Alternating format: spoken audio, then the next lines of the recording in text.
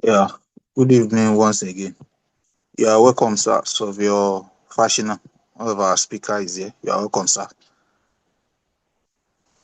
Thank you very much. Good evening. Yeah, good evening, sir. Good evening, Sovio Adediji Adegoke, our immediate past state chair, our former state chair. Good evening, sir. Good evening, Adeola Oyetunde. Good evening, Mrs. Bulu Atifefa Makin, Ayabowale Kunle Ahmed. Good evening, everyone. Sorry, okay. Good evening, Sovio Adrat Oshoko. Good evening, ma. Hi, good evening, everyone. You're welcome, ma. Yeah, thank you for inviting me. Yes, ma. Thank you.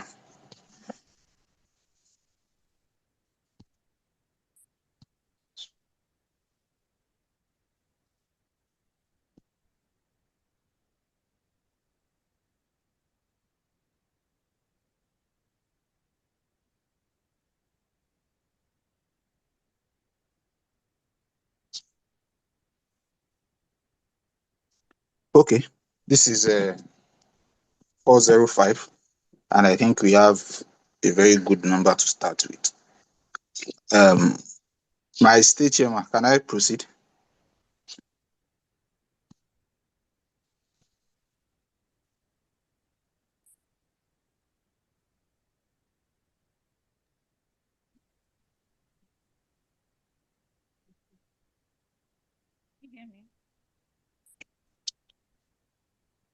Okay, I can't hear you, but thank you. So we will be starting this webinar immediately, right off. So before we proceed,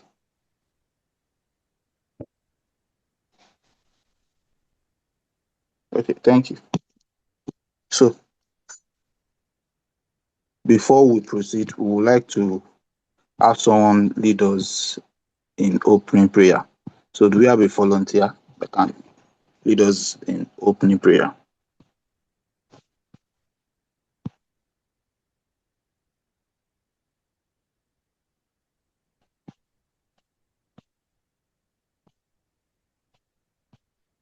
Okay, thank you, Mr. Ife.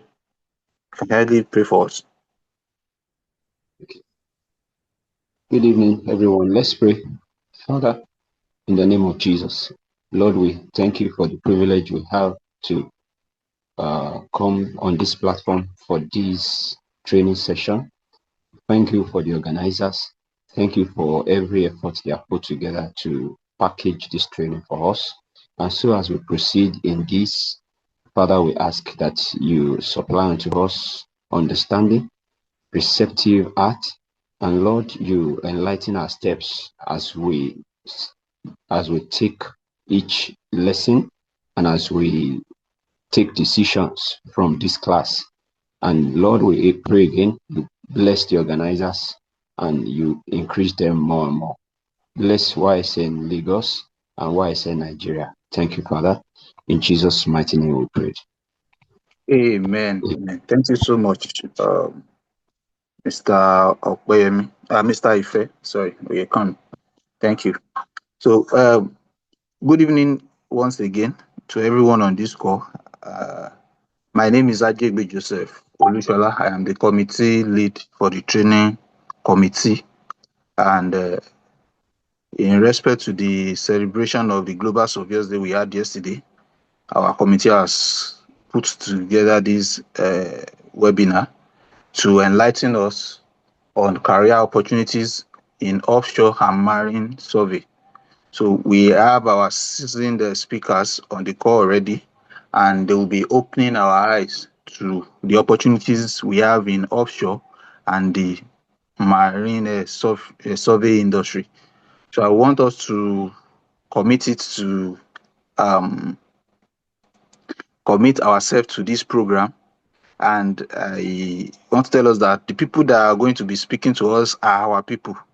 So let us ask them questions when it is time for questions and answer, and let us key into this profession, because They are practically people that are on the field. They are working in the marine and the offshore industry of the profession. So please let us key into this program very well. And if we have people that would love to join, let us please send the link to them because the webinar is free for everyone to join. So thank you once again. So going by our program of the day, we've had our opening prayer. So we'll be going to the welcome address, which will be uh, our state chair here in Lagos, OISN Lagos State Branch. So Vio Adeyemi Orireche. Thank you.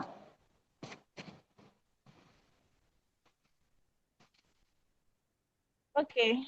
Thank you very much, Joseph Ajegbe. And thank you everyone for joining in. It's really interesting to be having this kind of webinar. Okay, good day everyone. It is with great pleasure that I welcome you all to today's webinar on the theme, Career Opportunities in Offshore and Marine Survey. On behalf of the training committee, I sincerely appreciate every one of you for taking the time to be here. Whether you are a student, a young professional, or an experienced practitioner looking to expand your knowledge, this session promises to be both insightful and impactful.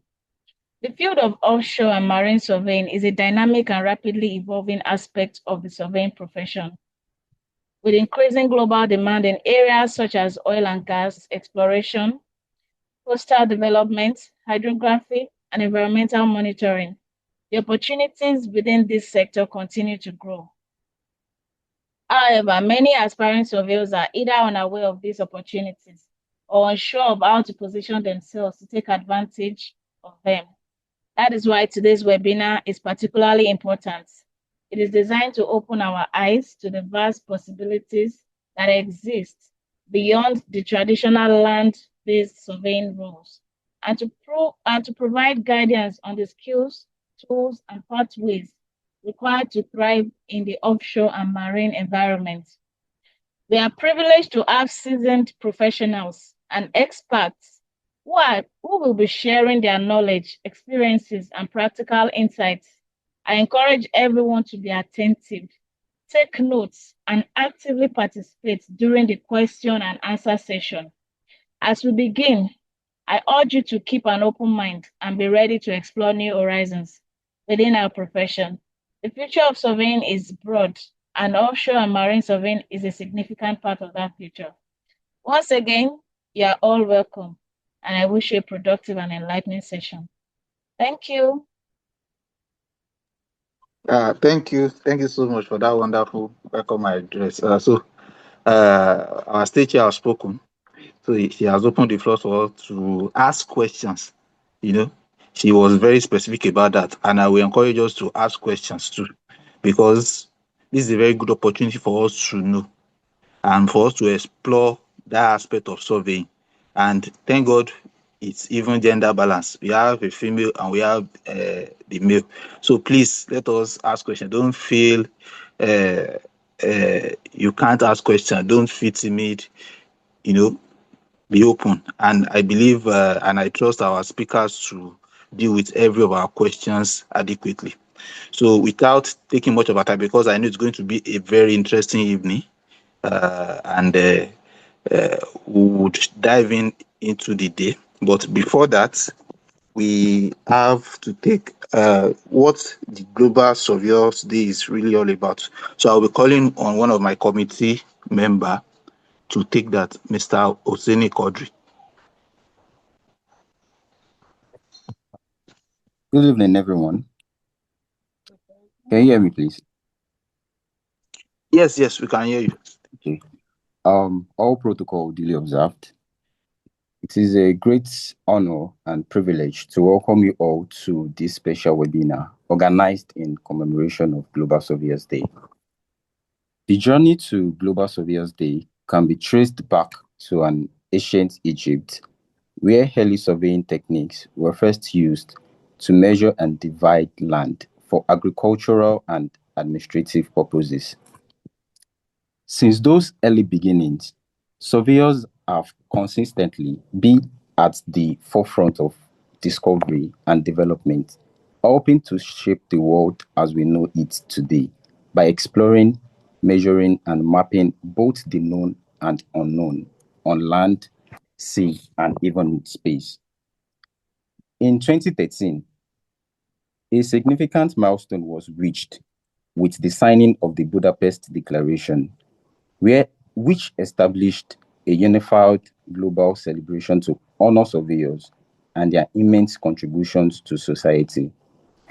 This declaration created a platform for recognizing the achievements and impact of professionals who have played critical roles in shaping infrastructures, land management, navigation, and scientific advancement.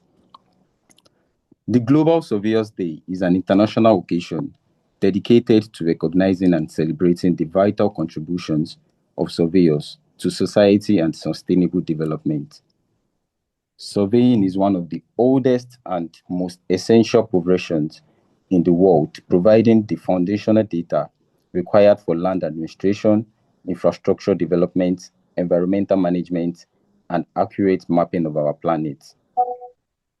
Every year, March 21st, this day provides an opportunity for professionals, academics, students, and industry stakeholders to reflect on the evolving role of surveying in a rapidly changing world. With the advancement of modern technologies such as the Global Navigation Satellite System, remote sensing, geographical information system, hydrographic surveying, and digital mapping, surveyors continue to play a critical role in shaping how we understand, plan, and manage our physical environment. Global Surveyors Day also serve as a platform to promote innovation, knowledge sharing, and professional collaboration across borders. It highlights the importance of capacity building among young professionals and encourage the next generation of surveyors to embrace emerging technologies and global best practices. As we commemorate this day through this webinar organized by the Young Surveyors Network Lagos Training Committee, we celebrate the dedication, expertise, and impact of surveyors worldwide, especially those contributing to the growth of the profession and the development of our communities. Today's session will provide valuable insights into the offshore marine survey industry, offshore positioning and construction support, as well as navigation data processing and quality control. We hope this engagement will inspire learning, professional growth, and stronger collaboration within the surveying community. Thank you so much. Thank you, Quadri, Mr. Hosseini Quadri. Thank you for that wonderful rendition. So, happy Global Surveyors Day to us all once again. So, in light of this, we'll be yielding the floor to our speakers. I know they are like a team. That's the funny thing about this. When I was speaking with a surveyor of fashion, he said, "No, you cannot do this alone. That you have to bring other people on board so that we can have a diverse view about the offshore and the marine survey industry." So, and he was able to come up with every other person for us. So we are saying thank you once again. Surveyor Fashion Adedapo is a proud sponsor of YSN Lagos. You know, is the I don't know if I'll call him the CEO of Apenture Consultants or the principal partner. So it gladdens our heart this evening to welcome our boss, our sponsor, and ever ready to support the young surveyors, Surveyor Fashion Adedapo. Thank you, sir. You're welcome, sir. Thank you very much, and happy Global Surveyors Day, everyone. Appreciate the same, sir. So today, what we're going to be doing, we tried getting more people, so that way you would appreciate that it's possible to do what you do and still tap into the opportunities that are there in the offshore industry. But like as dynamic as the offshore industry is, the people that were able to get, some of them on short notice had to go back to work. But I'm glad at least we have someone that would give us a totally different perspective. That's Atinuke Kusoko, and she's currently here. She's one of us. I don't know if a lot of you know her, but she's currently based in Aberdeen. But thank you, Atinuke, for joining on this webinar. So to make us appreciate this webinar properly, I would love to share a slide I prepared. Atinuke would also be presenting a slide. So let me click on this technology thing. Aha, I think I got it. So am I able to share this slide already? Yes, sir.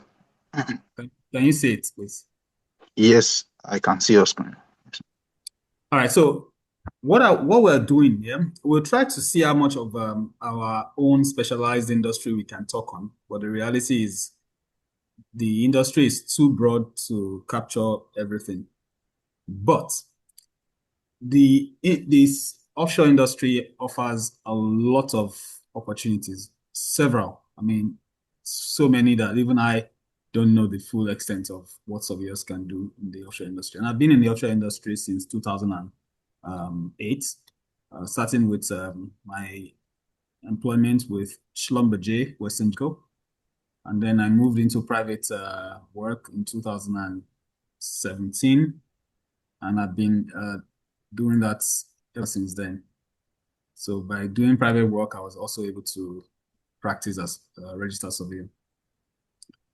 So in case someone is saying, survey fashion is cheating, it's in paid employment. I'm not in paid employment. All right, so let's capture what we're here for. Career opportunities in the offshore marine survey. Now there is the difference between offshore and marine. There's practically no difference for this context here. But offshore is anywhere away from the shores. But marine is when you are deep in the water. So there's that slight distinction that makes it different. So I would not say just because I can walk on the beach, then I'm offshore. I will take something. So I'll say when I walk on the beach, I'm technically offshore, but I wouldn't consider that full marine unless I can actually go further deep in the water, which is why you'll probably be seeing offshore and marine interchangeably in this entire presentation. So in this webinar, I will, because Surveyor Kusoko will cover something different. I'll provide a clear overview of career opportunities within the offshore and marine survey industry. Now, I will also break down the key requirements needed to access these opportunities. Yeah, and that is where I want you to focus a lot of attention on, because it means then you have an idea of what it is that you want to, how you already know what you want to do. Then I'll give you an idea of the things that you can do, because most people don't know exactly what they want to do, but they just have an idea that they want to work offshore. Then I'll tell you how you can get there, the things that you need to have to even get there in the first place. And then I'll try to introduce you to marine seismic survey, which is my own core expertise. Oh. So how do I move this thing? Okay. So, but before we begin, I want you to know something. That you are a surveyor is not exactly the requirement by itself. It might get you in to a survey operation offshore, but by itself, it's not enough. Yeah, it is the beginning. But when you get offshore, your additional skills will take you far. And we'll touch on that. In fact, you would even see why your additional skills are required. So practically knowing how to measure is something almost anybody can claim that they can do. Those additional skills, that is not something that you are taught in school, or maybe you're taught in school and you do not take it serious, are the ones that would take you far. But just because you hear that there are additional skills does not mean that you should spend the entire time trying to learn everything. You learn them as you need them. It's probably the best approach that you can adopt. Instead of learning everything, learn them as you need them, or learn them as your interest, as you show interest in them. So the offshore industry does not reward masters in PhD It doesn't. I've worked with someone that had PhD and he worked for BP and he was under me, PhD. And I've worked with some people that have double masters and they are from foreign countries and they are still under me 2 steps. So, and they are older than me still. You might be thinking maybe they are young, but they are older than me. So that the offshore industry doesn't really reward title.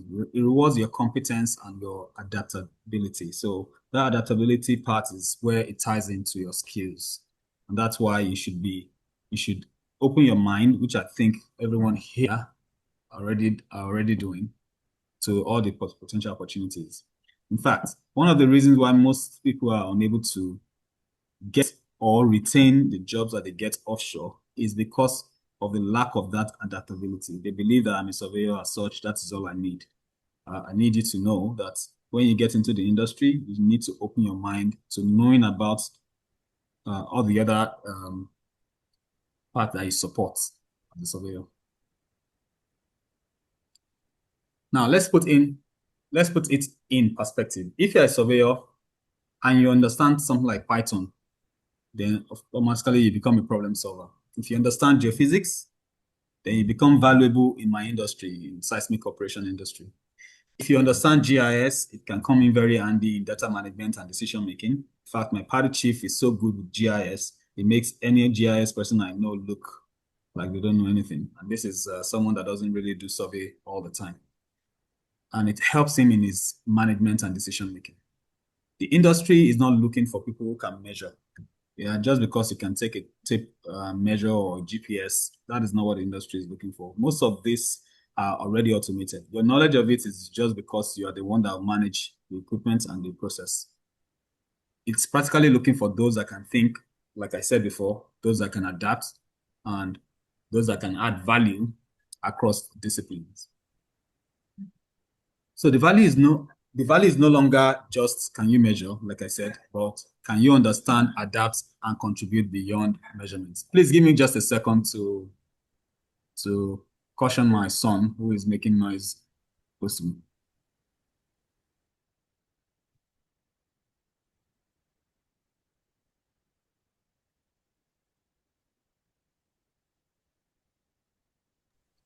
All right.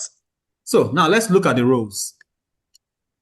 The roles I'm going to mention here, we have offshore hydrographic surveyor, marine navigation surveyor, offshore marine positioning surveyor, marine seismic positioning surveyor, geotechnical survey engineer, and just to fill up that gap, even though that's not under my, it is still, but it's more under Tinike's purview, hydrographic data processing and QC. All right, so some of these roles, yeah, they overlap. That you are an offshore hydrographic surveyor does not mean you wouldn't know how to navigate a vessel or you wouldn't be involved in positioning. It's just I'm separating them for the purpose of this webinar. So, who are the offshore hydrographic surveyors in this context? So I identify here geomatics professionals, you and I, mapping the seabed to ensure safe and efficient offshore operation. We'll expand on that. Now, hydrographics surveyor normally covers everything from seabed mapping and navigation. It's pretty much the entire scope. So you can put everybody under the hydrographic surveyor. But they are mainly focused on 2 things, mostly focused on 2 things: the bathymetric surveying part, and I stand to be corrected here, and the detailing part, which is where they use something like imaging systems like this scan sonar or sub-bottom profiler, just to image and see how the seabed is. And there are reasons for this. A lot of activities that are done offshore requires laying things on the seabed or moving things on, dragging things. And the last thing anyone wants to do is have maybe something delicate like fiber optics hooking on a shipwreck. So the bathymetric work or the hydrographic surveyor's role in doing something we call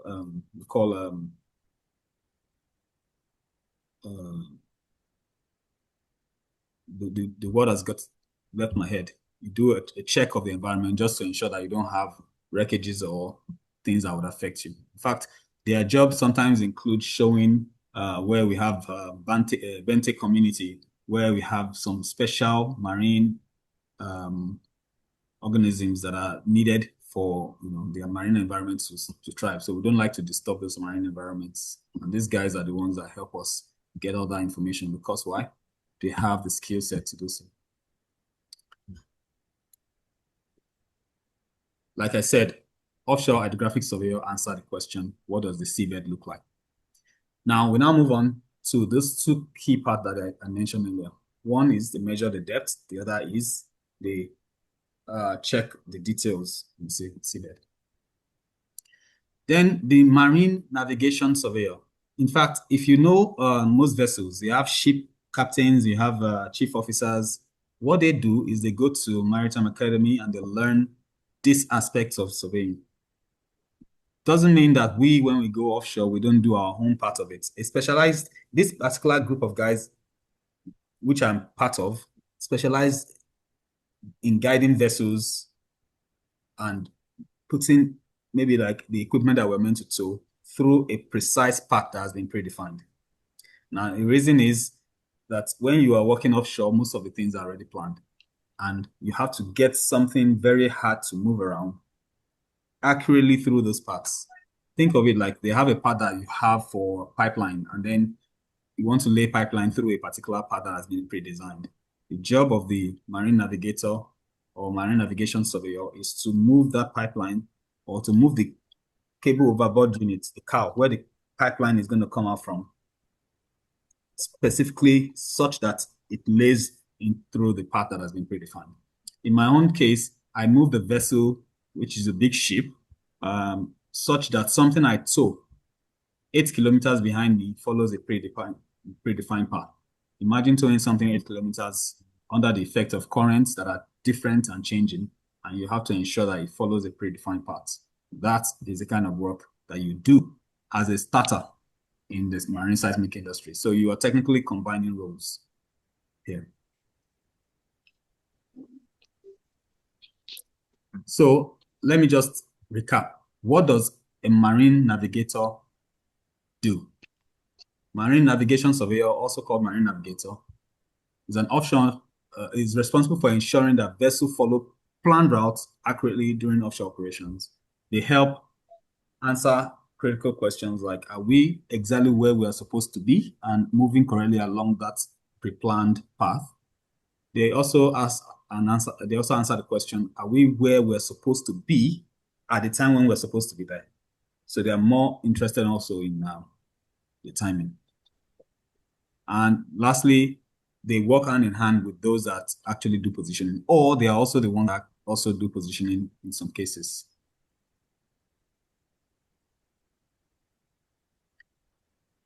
So this is just an indication of the kind of environmental variables that can affect your vessel and how a navigator would ensure that he positions what is dragging or the vessel itself through a predefined path.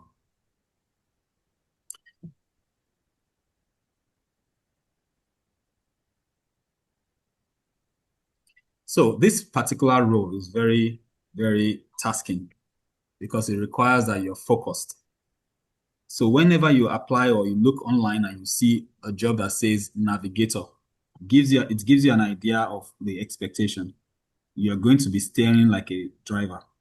You are pretty much a driver, or you are guiding a driver. That is what you're going to be doing, pretty much. It is not an easy task.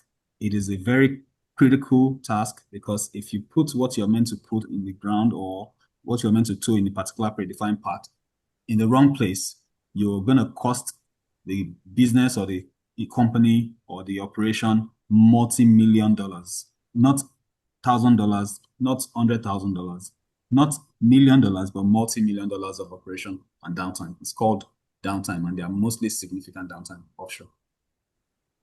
It can also put people at risk. So the job of the online navigator, because it's online and actively working, is so tied to risk. You can cause everybody on board to die if you do it wrongly. But you have systems that will help and assist to ensure that that won't happen. But it's important to know that that can happen. if you're not doing it right. The one that is most common, or most people would think that they are capable of doing, is marine positioning surveyor. Now, this is the part where this is the reason why I mentioned that it's sometimes not enough to state that you're just a surveyor. You can measure. You need to understand more than just surveying, and that's will start to show when you're entering into marine positioning. Now, a marine positioning surveyor's job is to determine the exact location of everything involved in an offshore project. We are used to measuring using linear measurement like tapes. We're used to measuring using advanced systems, satellite systems like GPS systems. But if I ask a question and say, how do you position, get X and the Y of an item, of an object, let's say a wellhead, that is on the seabed, how do you do it? Well, GPS is not going to work there. And you cannot go down under the water at so high pressure and go and measure. In fact, there is nothing you can do easily that will work. This is where you understand that you need to take yourself away from what you know and go into other disciplines and other fields where physics would assist you. So your understanding of physics will come in and help you here, and then your understanding of sound would also come in and help you here. But you also need to know that sound is affected in different ways by water. And so your understanding of the chemistry and the oceanography of things will also come in and help. So you have to know more than this. Just to give you an idea of what positioning surveyors can do, I want to show you this rig move. Yeah, I'll play it quickly without the sound and explain to you what they are trying to do. This big rig has been designed somewhere. It's a jackup. And then they drag this rig using tug vessels. And somebody is somewhere either on the tug vessel or on the rig itself, guiding all these tug vessels to position this rig in the right place so that they can mount it specifically and accurately, exactly where it should be. Now, the rig is going to connect to an existing rig as well. Yeah. So they're trying to connect it to an existing rig. And the coupling system is, the allowance is not so big. Your job would be to move that rig and position it correctly and precisely. This is going to give you an idea that if you get it wrong, a lot of people will not only be affected, will probably be angry, will be seriously, and that's going to cost a lot of money. Imagine how much each of those tugboats would cost per day, and then how much time you're going to lose in production time. That is the kind of problems that you can face. Now, if the rig is not moved in the right place, you see here that they cannot connect or drill the exact spot that they have decided to drill. In this case, they're trying to drill a well.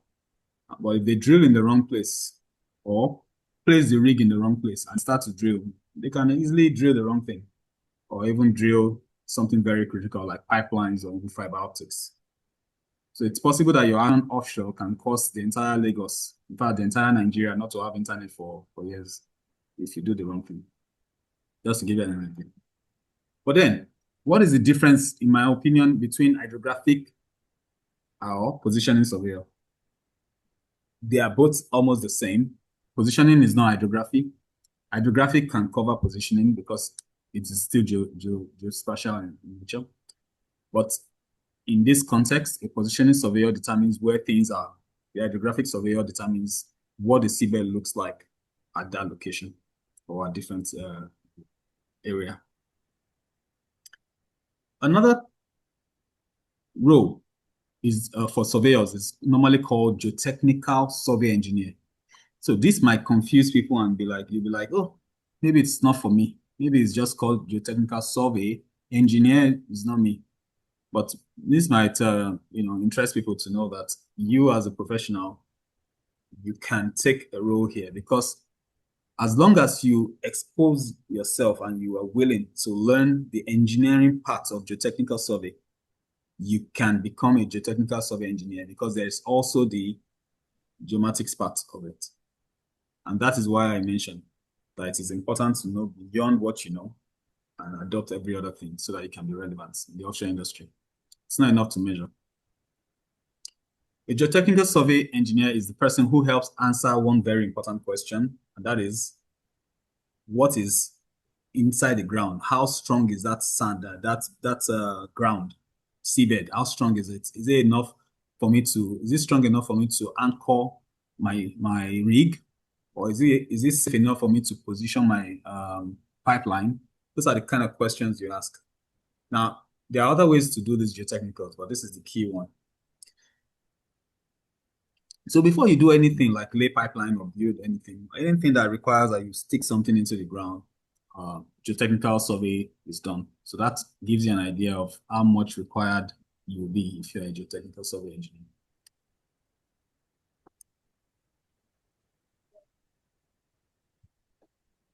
So I now ask the question so that nobody will ask me, are geotechnical survey engineers even surveyors? The answer is yes, but not as you know it. They are part of the offshore survey ecosystem, but they are not classical surveyors like what you are used to. However, because their work is special in nature, they are also, they're also surveyors. And you can take that role. The survey engineer in marine technical operation is responsible for making sure that all the soil investigation data is collected at the right location with the right accuracy and properly referenced. So that is where the surveyor part comes in. And that is the major part, because without that survey, correct, then the geotechnical work is null and void. Then you come into my own field, marine seismic survey. Now, this is a specialized role. It's very specialized. So you are pretty much a geophysicist. You are part of a geophysical team. You focus on ensuring that all seismic data is accurately tied to the correct location in space. If you don't know what seismic data is, I'm going to mention it soon. And try and do it so I don't waste too much of your time, because I feel like I'm spending too much time. So you do that by positioning the energy source and the energy and the receiver, and I'll explain that very soon.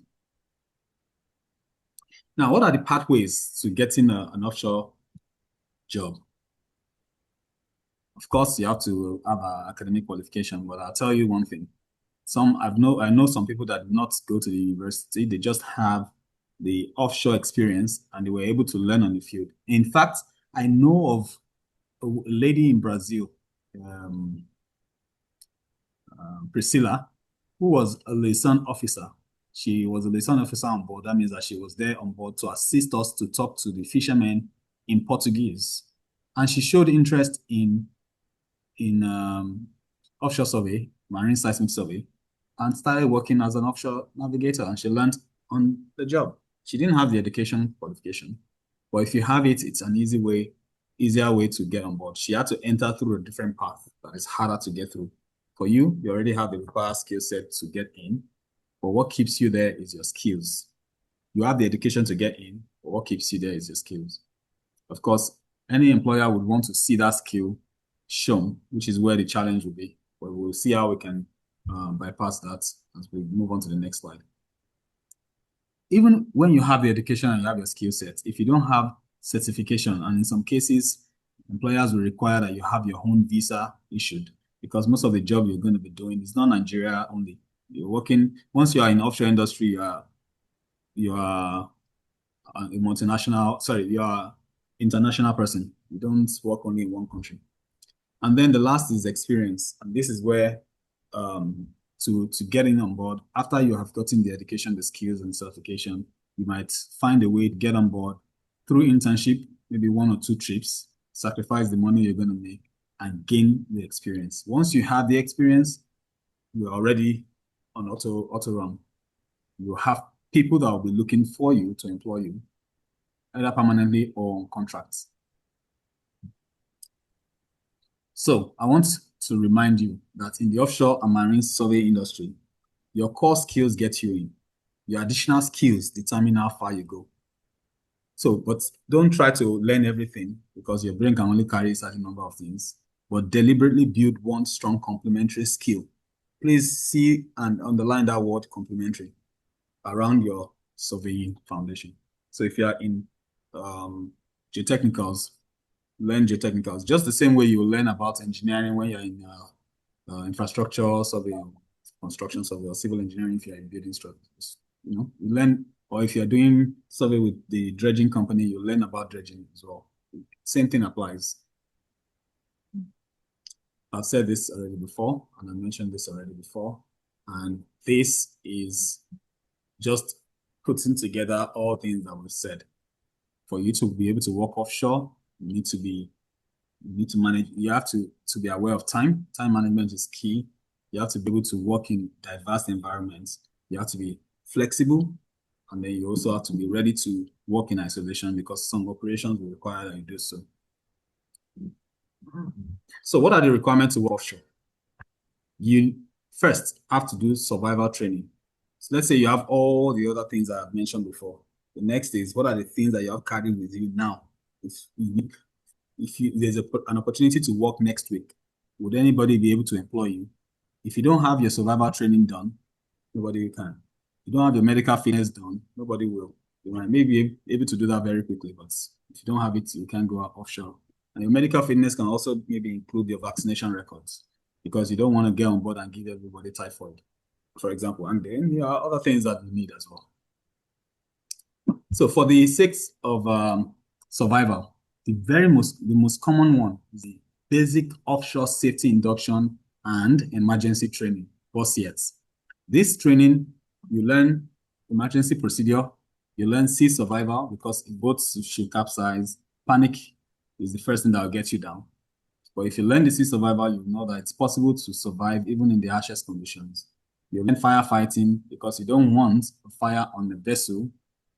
You don't really want to fire on a vessel. It's a confined environment, and you need to learn how to survive it. And then you learn first aid, because you might be the one that will save the next man.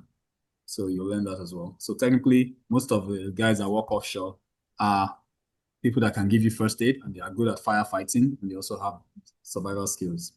I'll show you what this particular survival training is. It's called HUET. It's helicopter underwater escape training. Most times when you need to work in Nigeria waters, you do so through helicopter operation. You don't go by boats, you go by helicopter most times. So in Nigeria, HUET is very compulsory. Tropical HUET, the minimum. So this particular HUET, you see that they put a group of guys in the vessel, in that simulated helicopter, and they ask you to sit in there. You sit in there, you strap in, the helicopter would land on the water, and then it would then be submerged, and it would be flipped. And then your job will be to disconnect yourself. You have a breathing apparatus that I can assure you is not easy to use. You disconnect yourself, and then you push open the window, and then you swim out and try and survive. So if you don't do it on time, somebody will go there and rescue you. But by the time you do this 3 times, 4 times, you'll be pretty much conversant with it. And you'll do it 4 times on that particular day that you go for these HUETs. It's compulsory in Nigeria to do HUETs for most operations. Medical fitness is very broad. You do all the medical fitness, you do auditory tests, you do EEG. You have to get a certificate of fitness to move on. And then the last thing that you need in Nigeria is, it's called the OSP. If you're going to be working in Nigeria, you need OSP. Why I'm emphasizing on Nigeria is there's local content in Nigeria that allows us to have an opportunity to work in Nigeria, even if we don't have the experience. So the opportunity to be an intern is higher in Nigeria than anywhere else. And that's because Nigeria requires that any company working in Nigeria employs certain number of Nigerians as well. So sometimes they just employ a Nigerian intern to fill the slots. And that's the opportunity that are there. We expect that there will be more jobs in Nigeria by next year. Currently, there's one currently going on for seismic industry, in the seismic industry at the moment, and it's wider. It's going on right now. So, please, I'm not going to be going too deeply into marine seismic because it is too specialized, but I will give you an idea of what it is. Is that okay, please? Yes, sir. Thank you. All Sir. right. So, seismic survey is a geophysical exploration technique. Like here, what it does is we use sound. And think of it like this. If you go to a cave and you make a lot of sound, the sound would likely go and bounce back. We are more like a bat, but now at sea. So we use sound to determine distance, more like the depth. But one thing about sound is that the sound will penetrate faster through solid matter. So the sound penetrates and sees below the seabed. So you can see the different layers. And that way we can map the geological formation and determine whether or not it can be used to determine whether it's stable enough. If it's stable enough for any infrastructure to be built on it, we can use it to map where we have the high potential for gas or for oil and gas generally. It is similar to ultrasound. So just think of ultrasound and you're able to see the baby.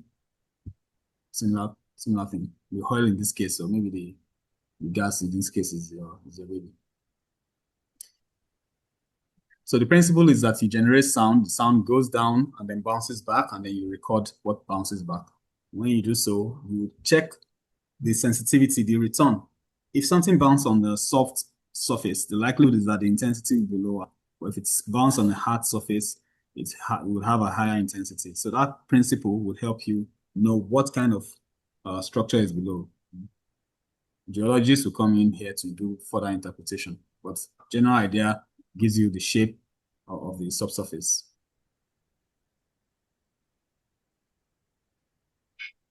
Before the survey work starts, a surveyor gets involved. Like we say, survey starts at the beginning. Surveyors are required at the very beginning and at the end. But in this case, more at the very beginning. We help in designing. It's called survey evaluation and design.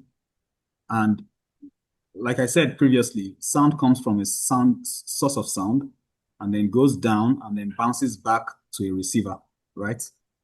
If you need to see something in a corner, you need to determine where you position your source of sound, the energy source, and where you position your receiver, for example, so that you can see below a particular formation.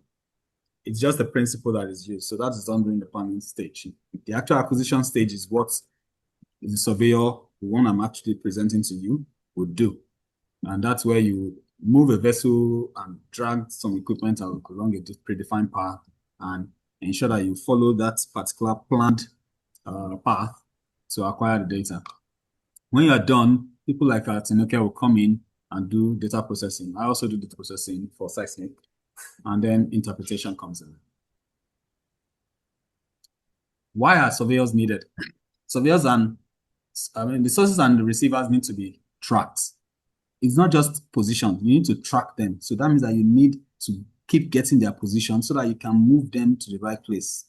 And you need to do this we do interval of 2 seconds for the RGPS, relative GPS, which we use for the equipment that we tow. And then we do them at every second for the actual vessel itself to give us an absolute position to tie the relative position to. And sometimes we do them at 4 seconds for other equipment. But even though we are doing them at that interval, we can calculate their position in between using advanced algorithms or filter processes, filtration, advanced interpolation algorithms like a Kalman filter and blacks. So when you acquire the data, when you fire the source and you receive the return, you need to know the exact time you do so. And you need to be sure that you are right where you need to be at that time. So you are predicting when you're going to get to a position so that you can prepare to acquire the data. When you get to that position, you predict when you're going to get there, you move to that position, and then you acquire the data and you capture the position as well. So that is why I said a navigator, online navigator, is also acquiring data, positioning. But the actual positioning engineer has already put all the equipment in the right place so that the online navigator can do the job for him, and then he can then do the data processing. If you put your source or receiver in the wrong place, the data will not be accepted. I don't think there's any client that will accept the data if you are shooting in the wrong place. And that's shooting in the wrong place starts with knowing your reference system, which is why we need to be sound first in our own field. Quite a lot of I've heard of 2 different instances where for like a week the operation was being acquired in the wrong place because of the geodetic parameters used, and it was totally wrong, and as such they were acquiring in totally the wrong place. If you are in the water, everywhere looks the same, so it's easy to make this kind of mistakes. I won't repeat this because it's almost like a repetition. Now, in marine seismic, we have different kind of operation. We have the one we call towed streamer. Now, a streamer is a cable that has a buoyancy to stay somewhere around 8 to 30 meters from the seabed, from the sea surface, and it carries arrays of receivers. When I say receivers, think of it like a microphone that can record sound and interpret sound into electrical signals.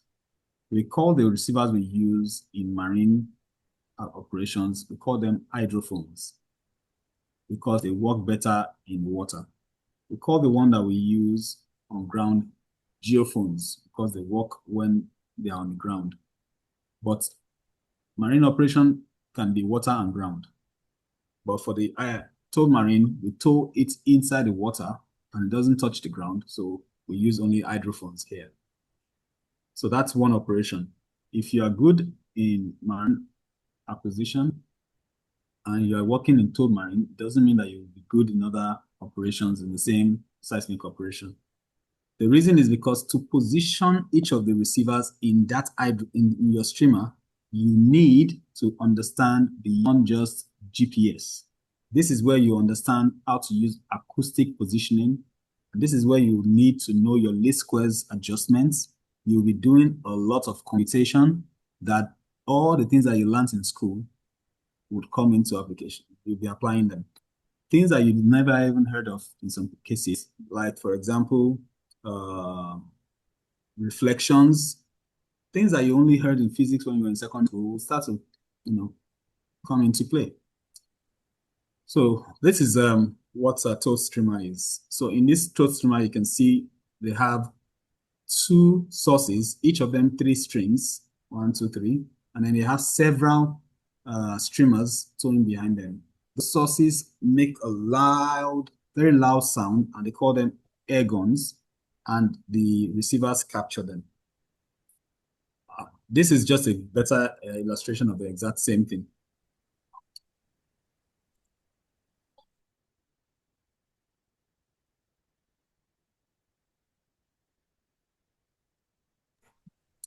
So this is a better illustration. To keep the streamers separated, we use deflectors, but this is not within our department. We call them gun mechanics or mechanics generally that handle all the towings, and then we call acquisition engineers that handle the electronics of the streamers. We handle positioning of the streamers, but we tend to learn from each other, so that's why you have to learn on the job. But it's also possible to put the receiver on the floor, the seabed. And if the seabed is very deep, I'm talking about 2,500 meters deep, for example, you need to use ROV, remotely operated vehicle, to place the receivers on the seabed. And this is called node operation. Ocean bottom node. It is the biggest operation right now. It is the one that is most commonly used now because it gives you very clear data. It contains geophone and hydrophone, so you can imagine very clear data. And then it is not tied to the location of the source. So as such, the source there are benefits to it which I cannot explain in this particular. It's beyond the scope of this discussion. Maybe when I have another opportunity, I would go in depth into marine seismic operation proper. Now, it's also possible to deploy the same node without using ROV. If you're using ROV, of course, if you know the position of the ROV, it's possible to know the position of the receiver. But if you're not using ROV and you're just using node that are connected to rope. We call them node on rope. Then we position them in a different way.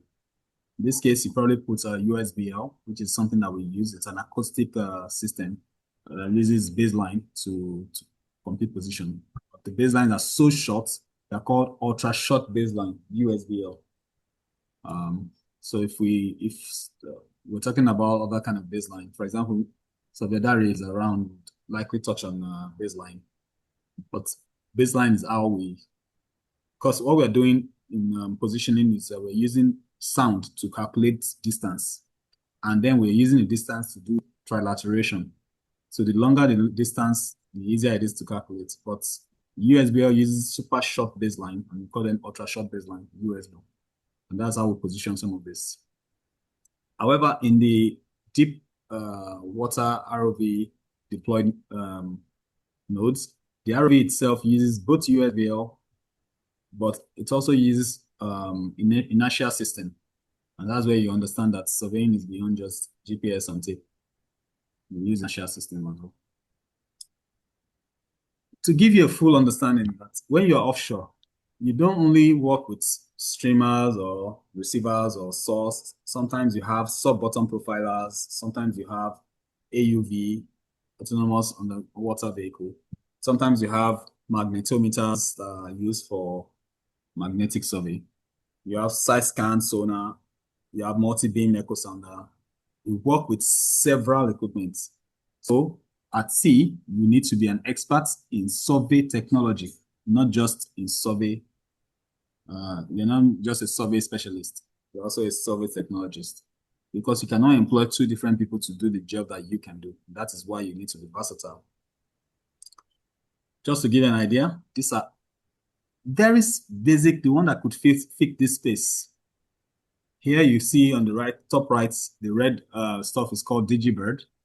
I rarely use this now, but this DigiBird is used for depth measurement and also for compasses, which tells you direction using magnetic compass. Below it is the GPS for the source, something similar to the GPS for the tail buoys, for the streamers, which if I have an opportunity in the future, I would explain in more in depth. We measure currents in the water. We measure depth. For example, the full echo sounder is here. We have gyro. We also have to know the vessel orientation, and the reason I can explain in a different presentation. And then we have DGNSS, where we get corrections in real time from companies like Veripos or CNAV or Fugro. And we have also this Ranger. This Ranger is called Sonadyne Ranger. And then we have this vast equipment, which is the red. This is one of the 6G on. It's a USBL, like I mentioned previously.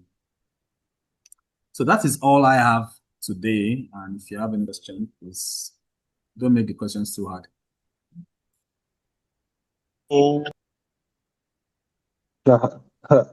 Wow, thank you so much, sir. We are indeed very grateful for this wonderful lecture. I think, okay, so in order not to take much of our time, so that because we still have our other speakers on the call, you are welcome, Surveyor Olumide. You are welcome, sir. You've joined the call since he started his lecture, so we could not welcome you that time. So if we have, yes, sir. If we have any question for him, can we please raise our hand? And for us that can type. We put all the questions together. That way, the three of us can put our resources and knowledge and answer our questions respectively. All right, so that would be fine. So this is what we'll do. For those of us that have questions, let's start typing them in our chat box so that they can start noting them. So on these notes, we'll be taking our second speaker, which is on our program here, offshore positioning and construction support. Surveyor Olumide Dare. Thank you, sir. Good afternoon or good evening, everyone. I hope you can all hear me loud and clear. Yes, sir. Good evening, sir. Can hear you, sir. Yeah. Surveyor Flash, thank you very much for that beautiful take on hydrography and what we do.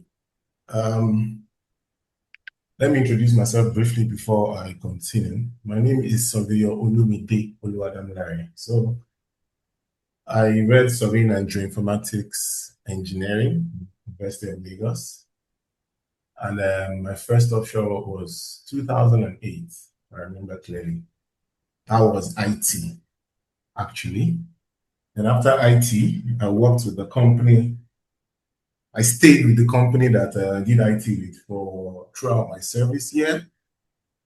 And I spent one more year with, I think I resigned 2011. And since then, I've been freelance. So most of my offshore experience came from freelancing. I spend little time under employment. And I'm now, of course, now I have my practice. And the MD, CEO of GeoAce Nigeria Limited. So, my understanding of this webinar is that we want to know what the opportunities are in the offshore space.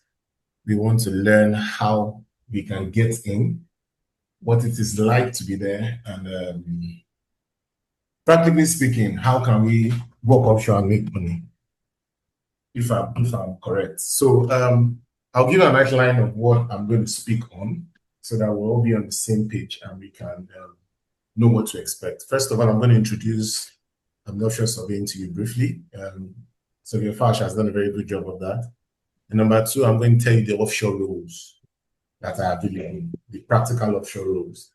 And number three, I'm going to give you the skills and the qualifications that you will need to work offshore. Number four, I'm going to tell you what working offshore itself is. Number five, the career opportunities and the progression for the career opportunities offshore. Number six, industry demands, future threats, challenges, then go to questions. So let me just start quickly. So yes, offshore. Yeah, we all talk about this offshore. What is offshore?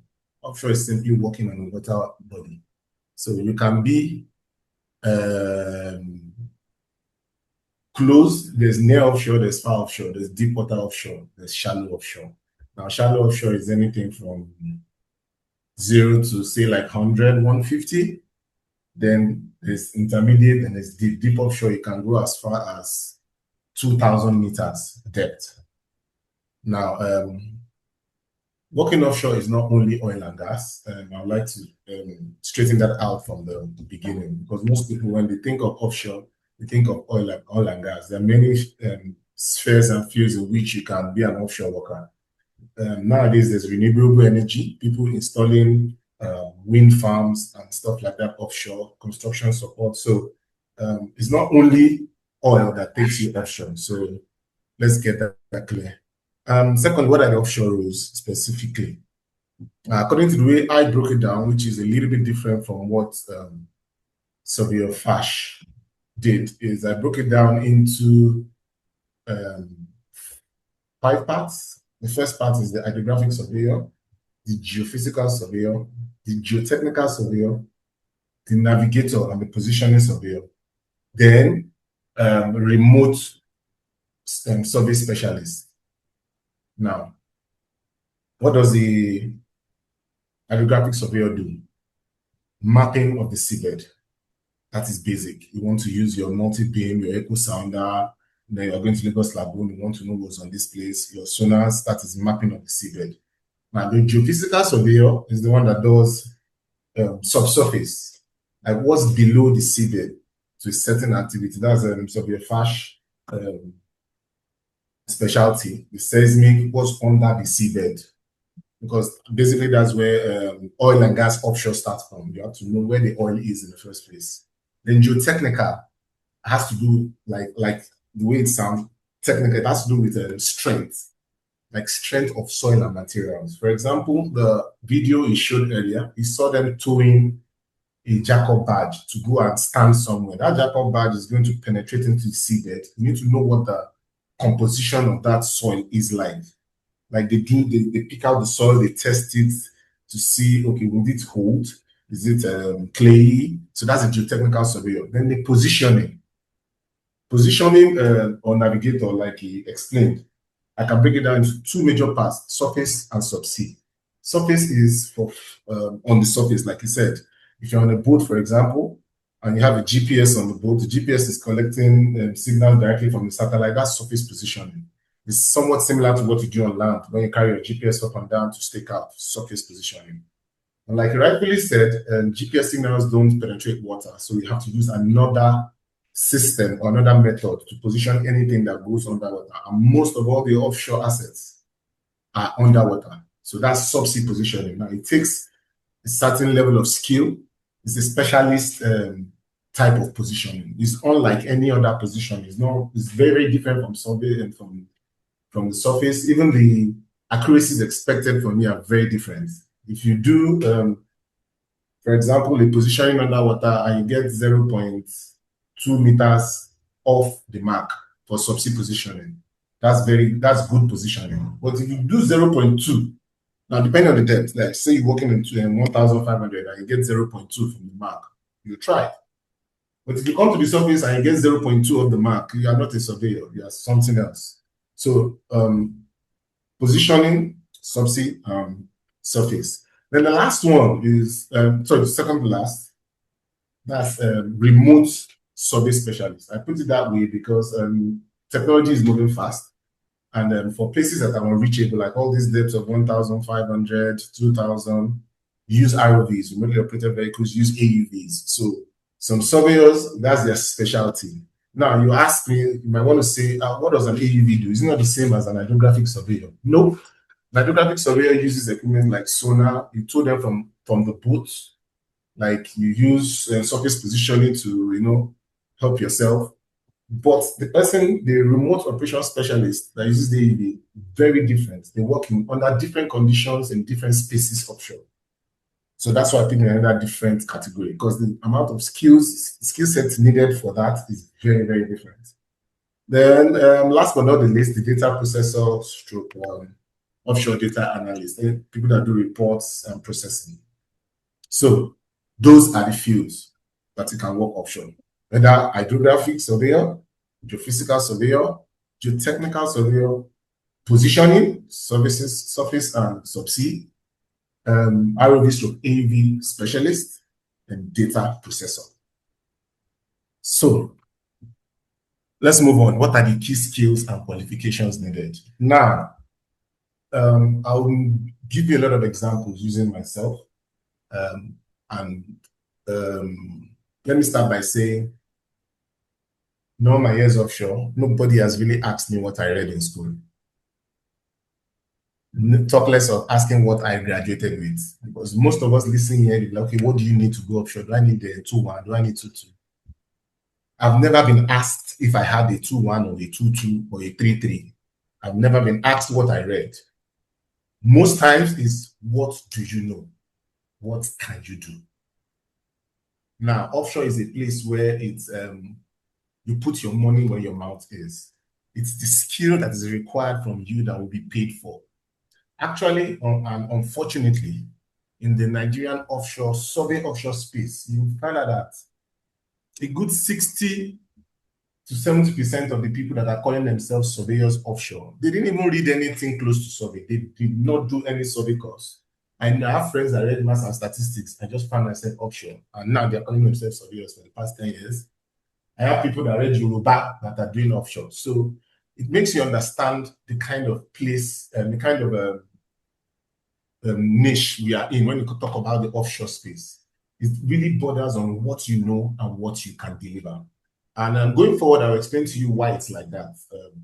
Because unlike, let me just touch on it now. Unlike land, offshore is a space that even getting to survive there, not many people can do it. So if you now want to wait for the people that can do it, that can survive there, and now match with what they read in school before you move things forward, it will be hard to put people offshore. So if you want to work offshore, yes, you need some skills. Yes, you need a background, but those are not the most important things. These things will just help you along the way. Of course, it's not ideal for you, not a surveyor, saying that a surveyor so that you can work offshore. But I'm just telling you as an example, so you know that it is happening. So if someone that is not a surveyor can do the job, you that you're a surveyor, you're in a better position to do it better. So basically, what are the degrees that in our field they're looking for offshore? Talking about surveying, if you read surveying, if you read geomatics, if you read geophysics, oceanography, and engineering, any type of engineering, basically. And I mean any type of engineering. You'll be shocked as the reason why I said that. I will elaborate later. Then after the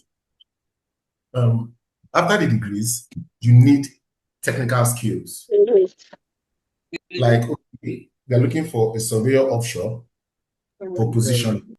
And imagine there are 5 surveyors. One out of somebody needs, I think. So out of the 5 surveyors, I was saying out of the 5 surveyors, you are the only one that can probably use a CAD design suit. You can use AutoCAD or something. And they are going for a construction support. They need to come in handy. You'll be shocked that AutoCAD will now be the most important thing in the selection process for that job. If you are good with, how will I put it, different software. So what you know in addition to what you've been taught in school is going to come to play when you work offshore. Now, offshore, the equipment that we use and the systems that we use, you can only briefly touch upon them in schools, and I'll tell you why.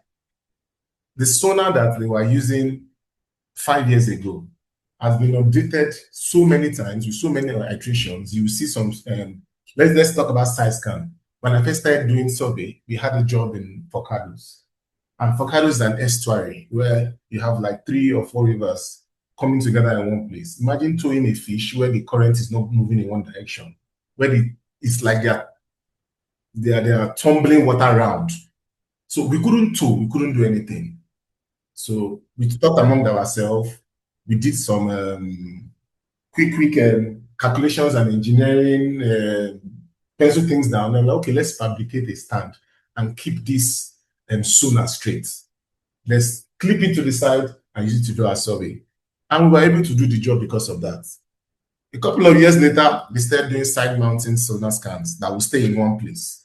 So you can imagine if we didn't do what we did then and we were not able to do that survey, like if you were not bold enough, if you didn't have the skills that it took to use what we had to our benefits, imagine what will have happened on that job. So if you go to school now and they say, we are teaching you a side scan, you tow it to do this, and you get to field and you find out that, side scans have moved past that, or gyros have moved past that. So it's very, very hard for you to get learnings on this equipment in school. So when you get outside, the number one basic skill is learn how to use these tools and equipment offshore. That is the most important thing after your degree.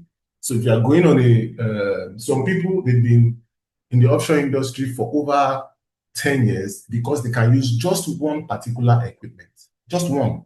They learn how to use it and they are very good at it, and that equipment is very important. That's all they know, and they build a career around it. So after your degree, your technical skill, learning how to use some specialized equipment is very, very important. All of these equipment are from different manufacturers. As you go down, I'll break down this equipment, and depending on which part of the offshore space you want to work in, you might need to go for like maybe 3-4 days course, 5 days course, some 2 weeks course. All these courses, all these specialized courses are more, if you ask me from my experience, they are more important than your degree. Because all these guys I told you about that didn't have anything close to what the degree required. All they did was go and learn one particular equipment, go and learn one specialized system, and now they have a full career. Then number 3, soft skills. Now, we say this thing almost in every leadership seminar you go to, any leadership course you take. As a matter of fact, I don't think I've been in any YSN program that they didn't touch on soft skills, learning to be able to talk to people ahead of you, below you. Now, offshore is very, very important. Like, I cannot emphasize how important soft skill is, because you're going to, in some cases, you'll be on a vessel, you'll be like anywhere between 5 and 10 nationalities on board with different temperaments, different age range. You need to know how to work with people, especially in high pressure environments, because offshore is an high pressure environment. It's not a normal space. I'll be honest with you. So I've said this one: solving dramatic geophysics should not be a particular system, software, or equipment. System, software, or equipment. And number 4 is your soft skills. Like, you have to be a team player. You have to know how to talk to people. You have to know how to adapt. And trust me, if I was to put them in order of importance, I'll put your technical skills first, the soft skills second, and your degree last. So those are the things you need. Now, what is life like offshore? I'll try and break it down to you so you know what you're expecting. Offshore is not where humans are supposed to be. Of course, we all know that. So everything there is temporal, and everything there is machine-like, so to speak. The time you eat is the same thing every day, 6 a.m. in the morning. In some vessels, 30 minutes for food or 1 hour for food. If you miss that 30 minutes, no story, up to the next meal. And it's the same thing every day. Like, everything is gotten down. They've gotten everything down to a routine that works. Because back in the days, they used to, just do anyhow offshore. And when they had major incidences and explosions that claimed lives of people, they now started putting processes in place. So offshore is an over-processed environment, so to speak. First things first, you work in rotations. There's some people, they do 4 weeks off, 4 weeks on. Some people do 5 weeks, 5 weeks off. And I've heard people that have gone 2 months rotation, probably because of the distance of travel and everything, the client is trying to maximize. So imagine being on a floating boat for 4 weeks straight or 8 weeks straight. It takes some sort of mental, how would I put it, adjustment to be able to even be in that kind of environment. Then, what does living on a vessel, what is it like? I don't know if I can share my screen with you guys. I have some videos that I might want to show you, videos and pictures that I can show you to. Yes, you can share your screen, sir. But offshore is very, before I show the videos, the admins that are recording, please, this is the video of the week, and I don't think I want us to record that because of maybe you find a way to edit it out. Should I play now, or will you edit it out later? We will edit it out, sir. Okay, so I will pause and share a screen. I will try and remove the...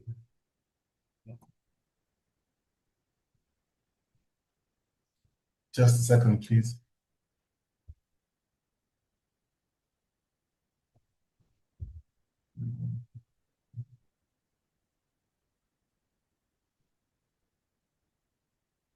Okay.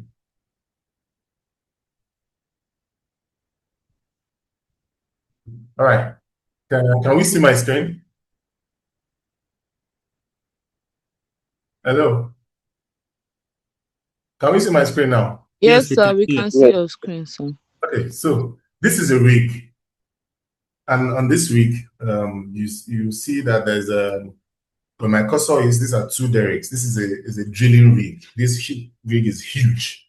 And this is where we drill, lay pipes. And this is total field, where that's about the depth of 1,400 meters. Now, this is the deck.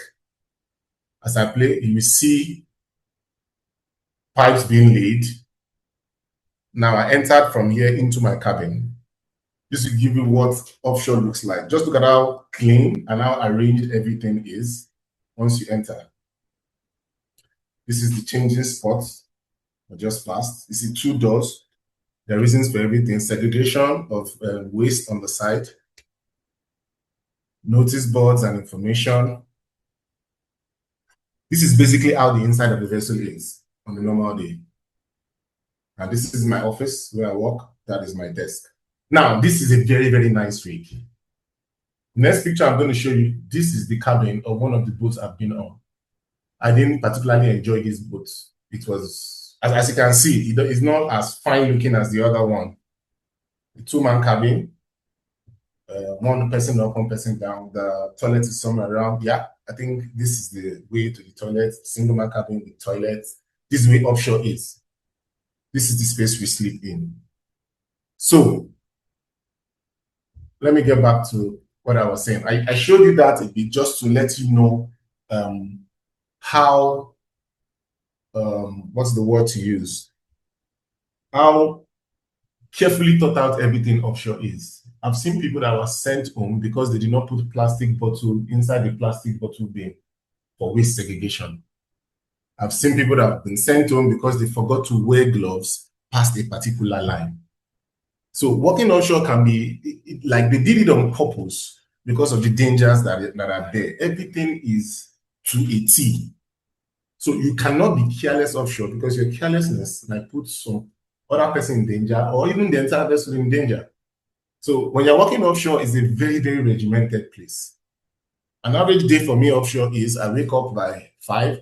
If I'm running a 6 to 6 shift, let's assume I'm running a 6 a.m. to 6 p.m. shift.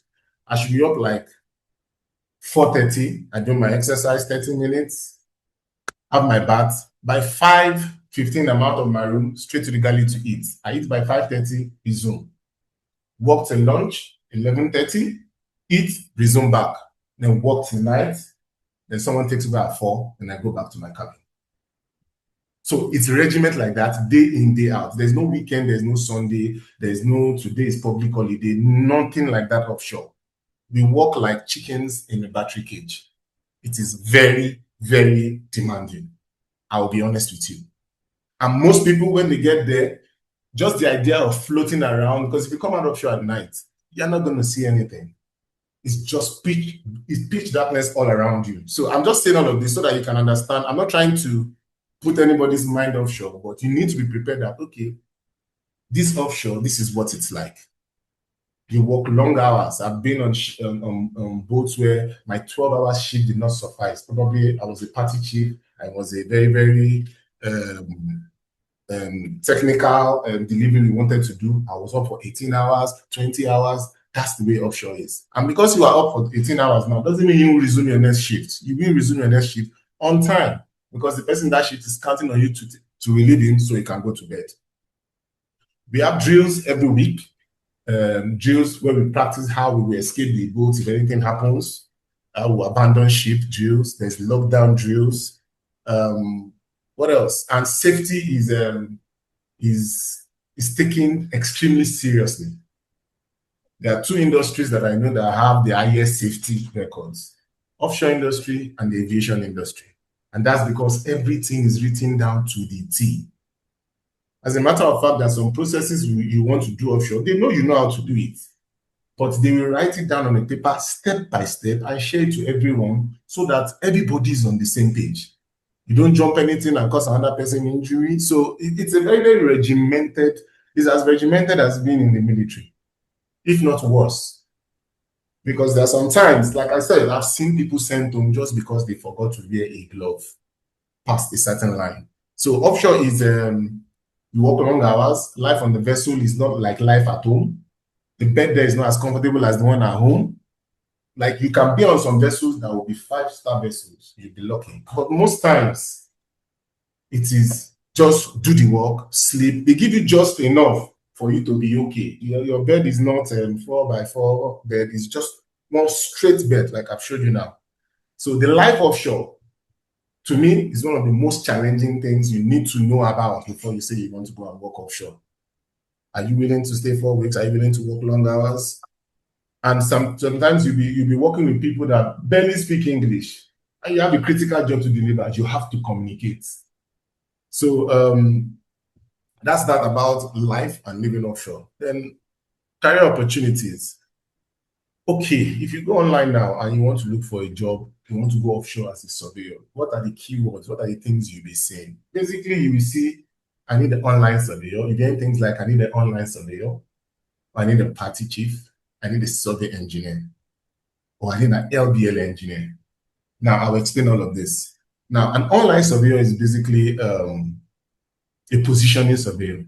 The person that will sit in front of the PC and tell everybody where they are, tell the vessel where they are, the ROV where it is under the water. If you are deploying crane into the water, it will tell you where the crane hook is at the moment, the depth and all. That is an online surveyor. An online surveyor works in the vessel, like there's somewhere called the bridge. That's the powerhouse of the vessel, where the captains, all the controls are. Actually, it's only surveyors that I know that work in bridge all the time. Only surveyors. Yes, we are that important because we help everybody with navigation. So we work like we are most times beside the captain on the bridge. So the online surveyor is that one person manning that PC that is controlling all the sensors, helping to position the vessel. Now, survey engineer, which is very tricky. Who is a survey engineer? A survey engineer is just a person that knows how to work on survey equipment.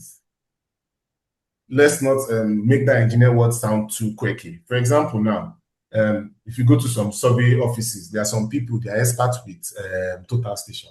If anything happens to Total Station, they know who to call. Sule, please, is the Total Station guy. Sorry to speak to that. He knows how he handled it. This one is the GPS expert. As far as that I am concerned, you're already a survey engineer. You are good enough to be able to work with survey equipment and interface with other systems. That is the work of the survey engineer. Then we now talk about LBL surveyor. LBL surveyor is a specialized term which is now becoming more popular these days because offshore is going to deep water.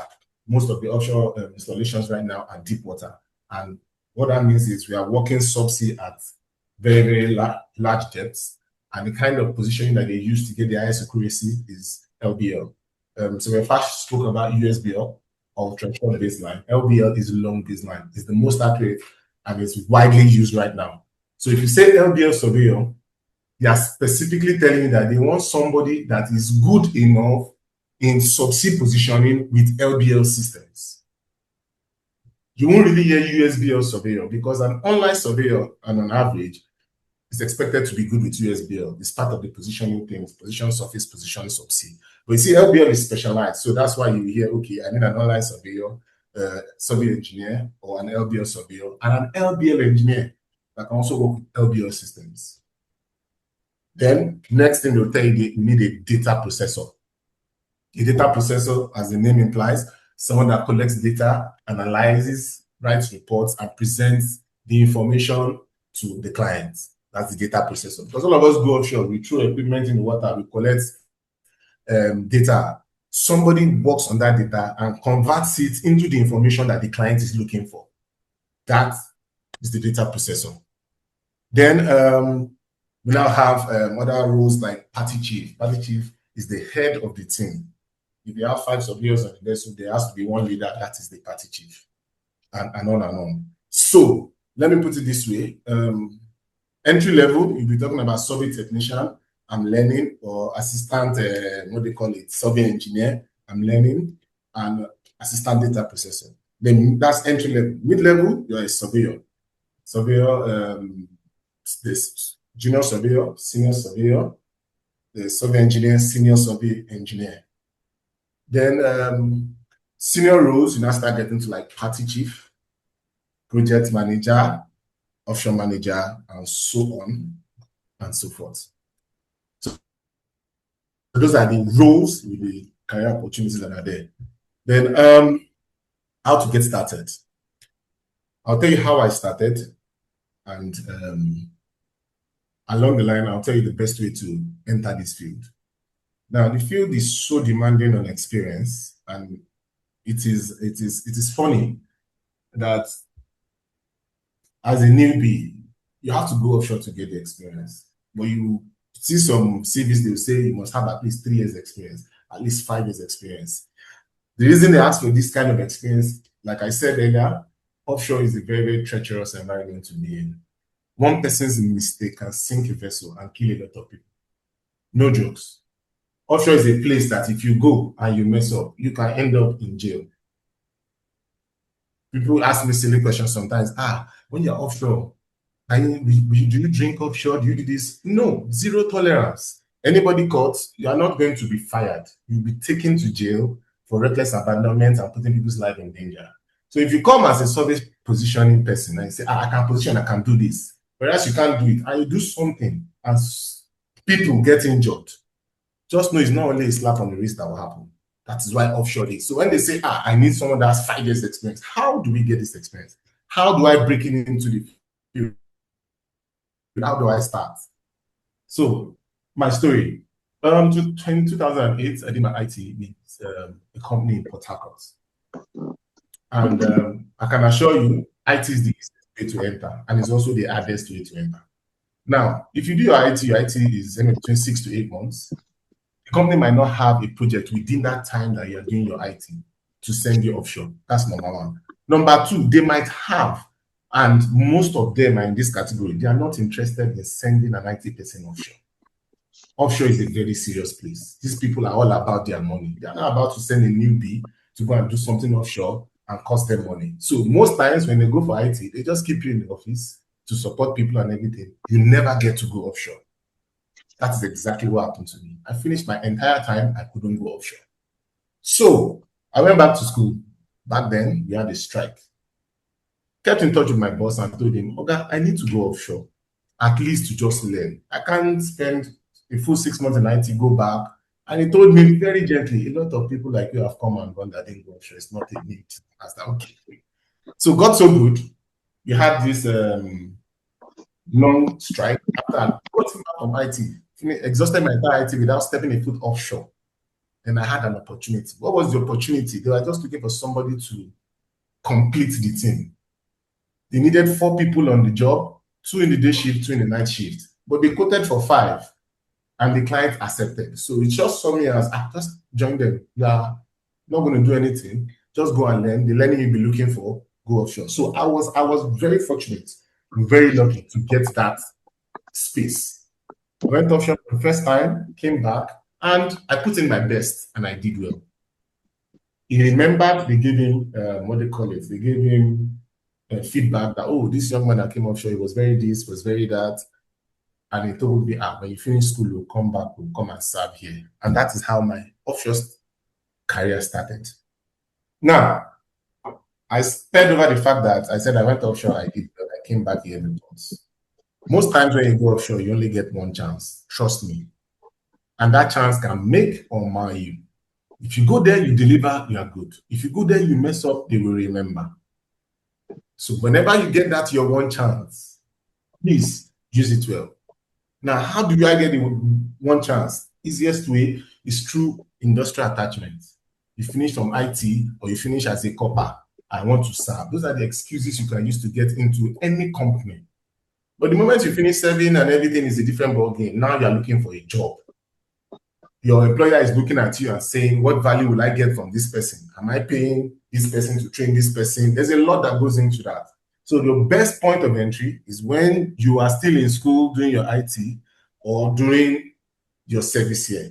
Now, I'm sure most of the people I'm speaking with here have passed those 2 levels. And I'm like, okay, so wait a minute, that is for us. We finished IT, we've done anything, we didn't get it. What's the next best thing? Now, the next best thing is to find a local offshore company and, believe it or not, offer your services for free. Because I've said this thing many times during this short talk. What you know, the skill you have that can convert into work is what you are paid for in the offshore space. So if someone comes to me now and says, well, I want to go offshore, my question is, what can you do? Because that first determines what kind of offshore I'll send you to or anything. So if you come to me and say, I want to work offshore, I don't know anything, I'm sorry to say, you are really of no use to me. So most people, they leave and they're chasing the money first. Bro, if you don't know anything, brothers and sisters, if you don't know anything, you're not going to get paid. This is one field and one space, one niche that is really what you know that pays you. So let's say I finish my service, I'm hanging out. I know at this company, Lagbaja International, they go offshore a lot, and I want to work offshore. Apply to them. I want to apply as there's this. You can be an intern after school, like just an intern. I want to learn. I want to do this because that is your easiest way to get offshore. A local company that will take you on as a trainee. That's how I entered. So Like I said, I worked for the company for 2 years. Let me go back to my own story. I worked for the company for 2 years, and I decided I was going to resign because I saw the way the industry was going, and I went straight into freelancing. In total, my career is about 18 years in the offshore space, and I have freelanced for 15 of those 18 years, and I've been very okay. I bless God for the path I took, and I never regretted it for once. A lot of my colleagues that worked for 5 years, 6 years, 7 years, they were even wondering, like, dude, why did you resign just a year after your service? Are you sure you will make it? There was a lot of doubt, but I was making a decision then. I knew why I made that decision. And why did I make that decision? One simple thing. I wanted to know plenty things. I wanted to learn plenty things. Now, if you work for a company that has been collecting contract from Shineko or Shell, and the contracts they've been collecting is hydrography, trust me, all you're going to do in that company is hydrography. And it's most likely you're going to be in one section, maybe online, and you're doing online for hydrography. Now, offshore space, there is a lot of projects, a lot of combination of projects that can happen offshore.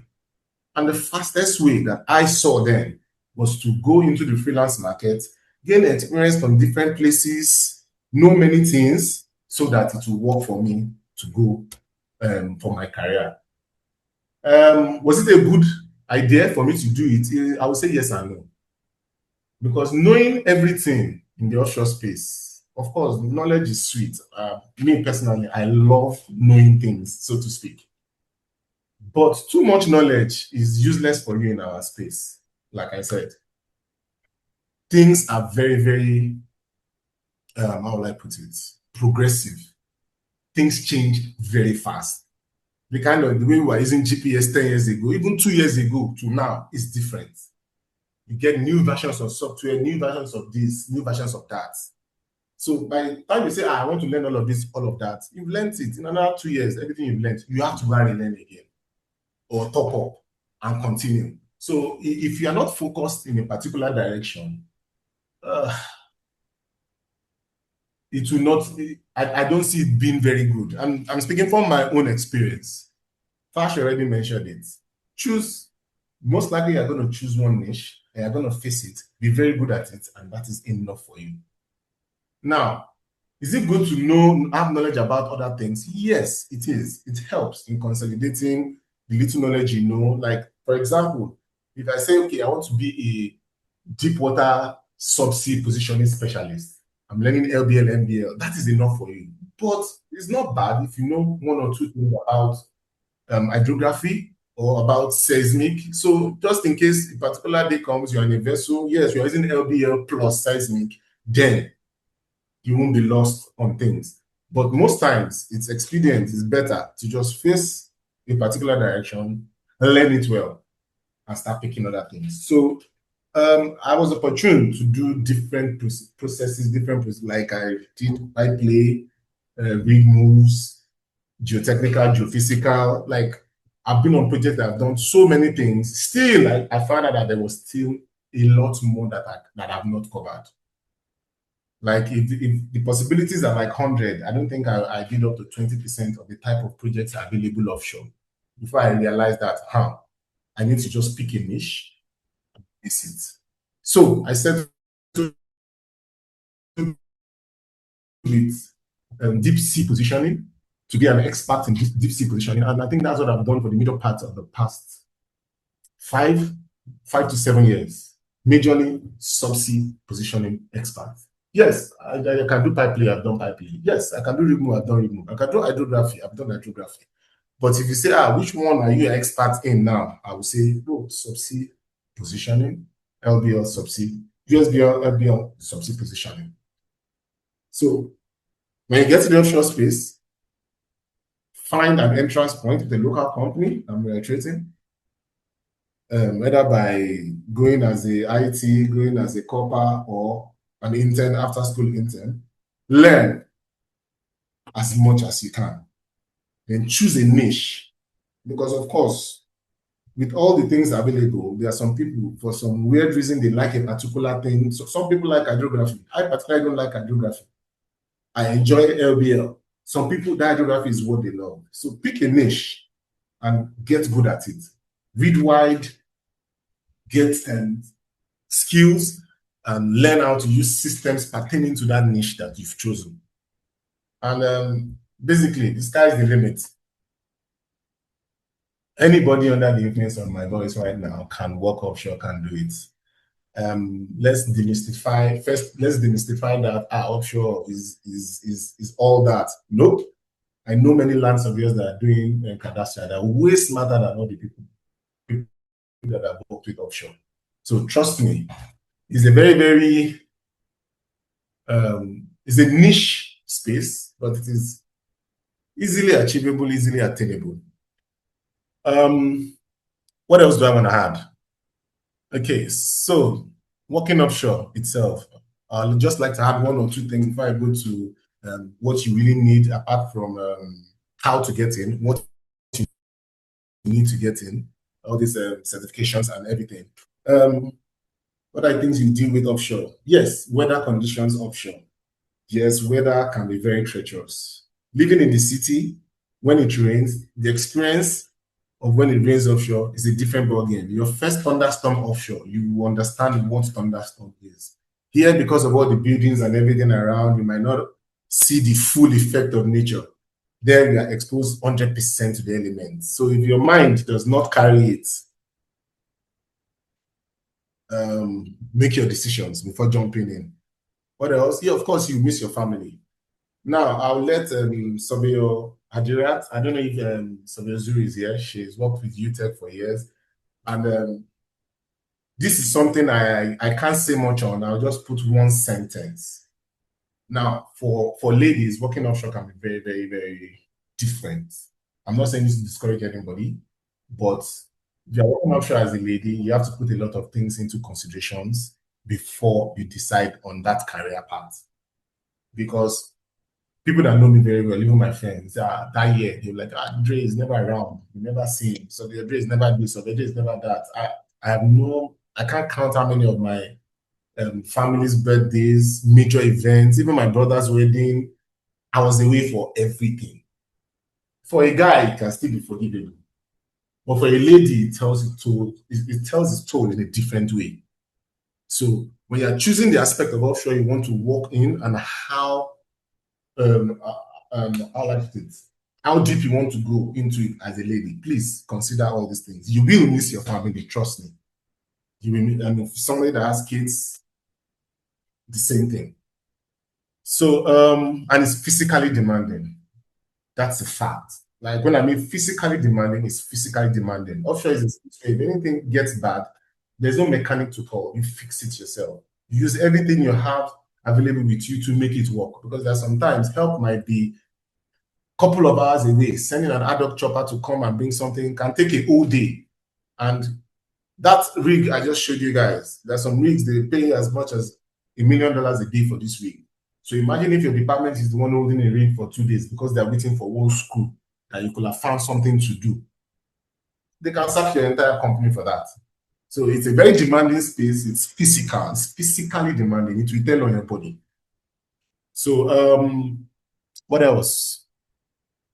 Yeah. Entry. The physical, apart from the what you need to read, what you need to know, certifications that you need to get offshore. You need your BOSIET. He has mentioned that the basic offshore safety induction and escape training. You will need your certifications like OSP. OSP is unique to Nigeria. You will need your medicals. You will need some HUETs. What they call that? This is particular training for a special apparatus. It doesn't come with BOSIET.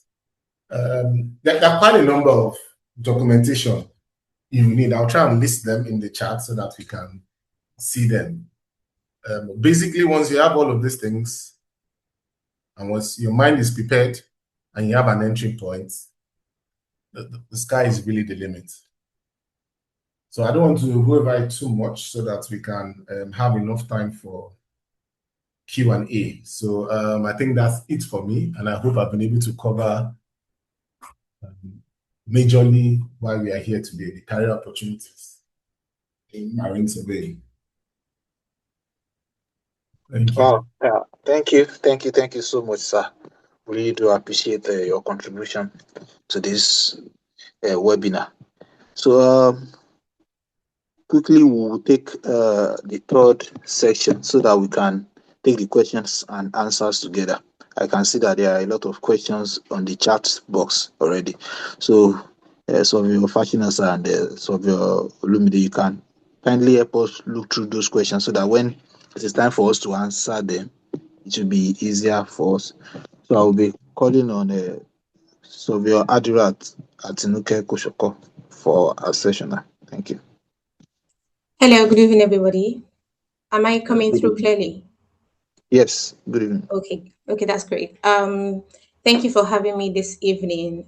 For the sake of people that do not know me, I've gone through the chat. I think a few people, I'm familiar with a few people here, but for the sake of people that do not know me, I would introduce myself. My name is Atinuke Adirat Kosoko. I'm a surveyor and I studied surveying and geoinformatics at Yabatech for ND and HND. Then I went on to get my BTech, my bachelor's degree at the Bells University of Technology, Ottawa.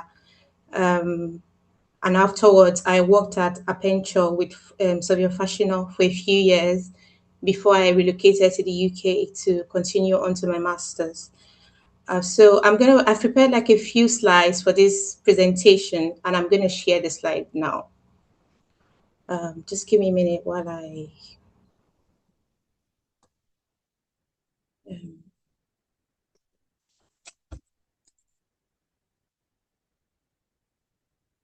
Okay, is that coming through? Can you see the slides? Yes. Okay, great. So I will be discussing career as a hydrographic data processor. There are some things that Surveyor Adedapo and then Surveyor Lumide have highlighted regarding my role and regarding some things I'll be speaking about. But I'm also glad that I got this opportunity to discuss because Surveyor Lumide brought out, he mentioned a point about working offshore as a woman, how it can be daunting and tasking. So that's really particularly interesting because one of my slides addresses this point.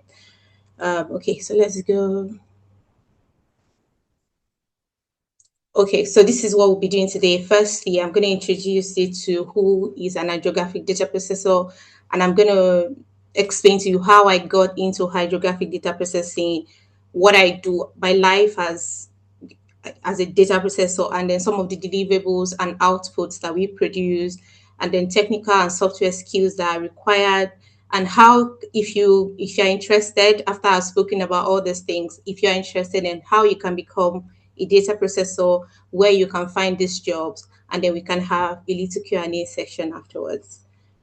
Yeah, so for who is an hydrographic data processor, the first one I have here, we QC acquired data. So when the surveyors, the hydrographic surveyor, when they acquire data from a vessel, via a vessel or whatever means that they've acquired the data, the first point of contact is a data processor who would then QC the data, the multi-beam data, back data, the GPS/positioning data. We would QC the data to ensure that they meet clients' requirements. Sometimes client has the density they want, the coverage they want for the area, for the data, the density, the grid size, so that they spend money, companies spend money to send people offshore or, to send vessels offshore. You want to ensure that the data you acquire in real time matches those specifications, because it will be a waste of time and money if they don't meet those requirements and they have to send people back to acquire those data. So the first thing is, in real time, as the data has been acquired, somebody is checking through that data, is seeing, okay, does this meet the specification? Yes, so that's the next point. Ensure that the data meets preliminary specifications, such as the coverage. So for any survey project, there will be a boundary that has been pre-designed that, okay, this is the area we're trying to cover.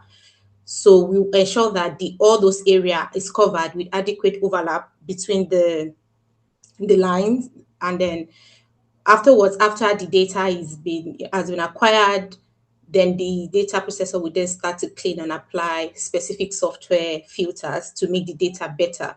So softwares like auto clean, like carries and other softwares like that, you would then use those softwares to clean that data. You import the data with the navigation data, that is the GPS data.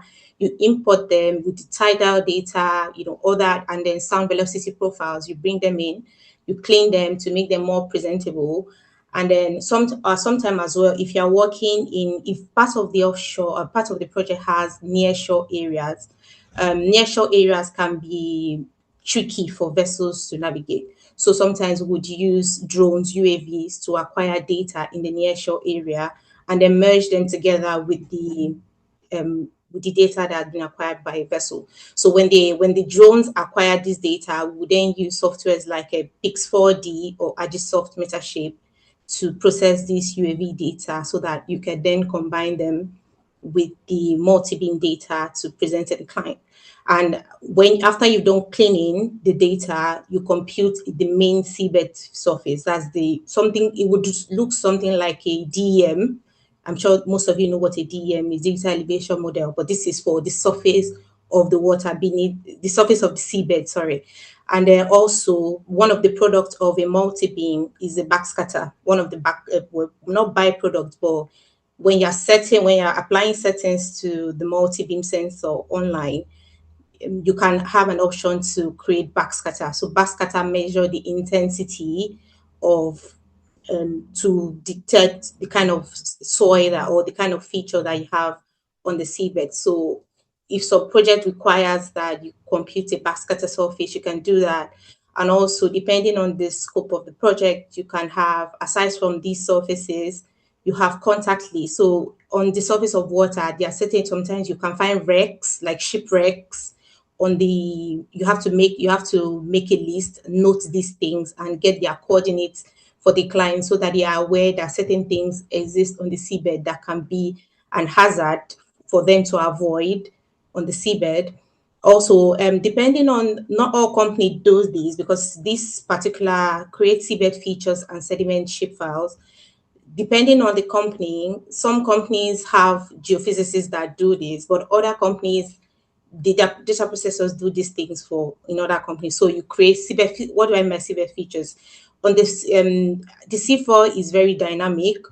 The seabed features, when you do this, it allows you to interpret for the client what you can see from the multi-beam and the backscatter surfaces. So sometimes you would see mobile features like sand wave, mega ripples, bedrocks, you see cables, you see pipelines. So you need to tell the clients that, yes, this is how deep this area we've surveyed is, but these are the characteristics of that area. These are the things that is happening on that seabed. Because for example, when you find mobile feature on a seabed, like say, for example, sand wave, mega ripples, sand ripples, it shows that seabed is dynamic. So if they lay a cable in that area, then the seafloor might get disturbed over time, and then they might have to go back to sea to cover up the cable or the pipeline. So it just informs the client without doing any geotechnical survey that, okay, from the surface, this is what it looks like is happening on the seabed, so that they are aware. And then the sediment shapefile, it's similar to seabed.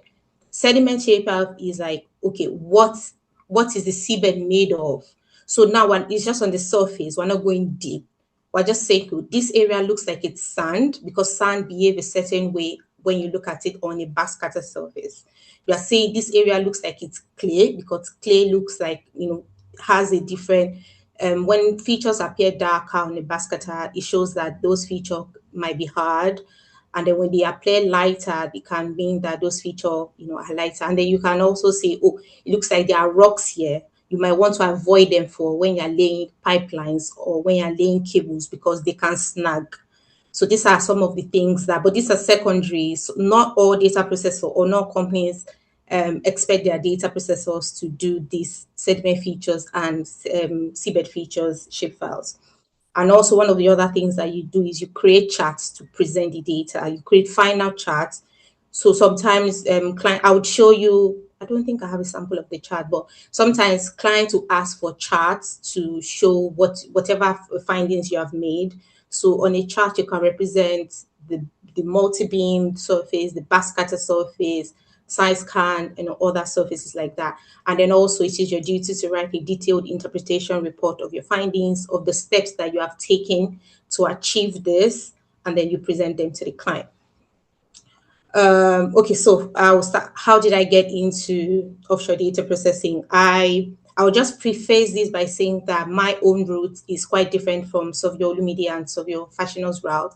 I didn't get into it as early as they did, and I think that this will resonate with a lot of you that probably you are done. You have probably some of you are already practicing. You're already practicing of yours. You are done with your school, and you're just thinking of how you can pivot into this area of.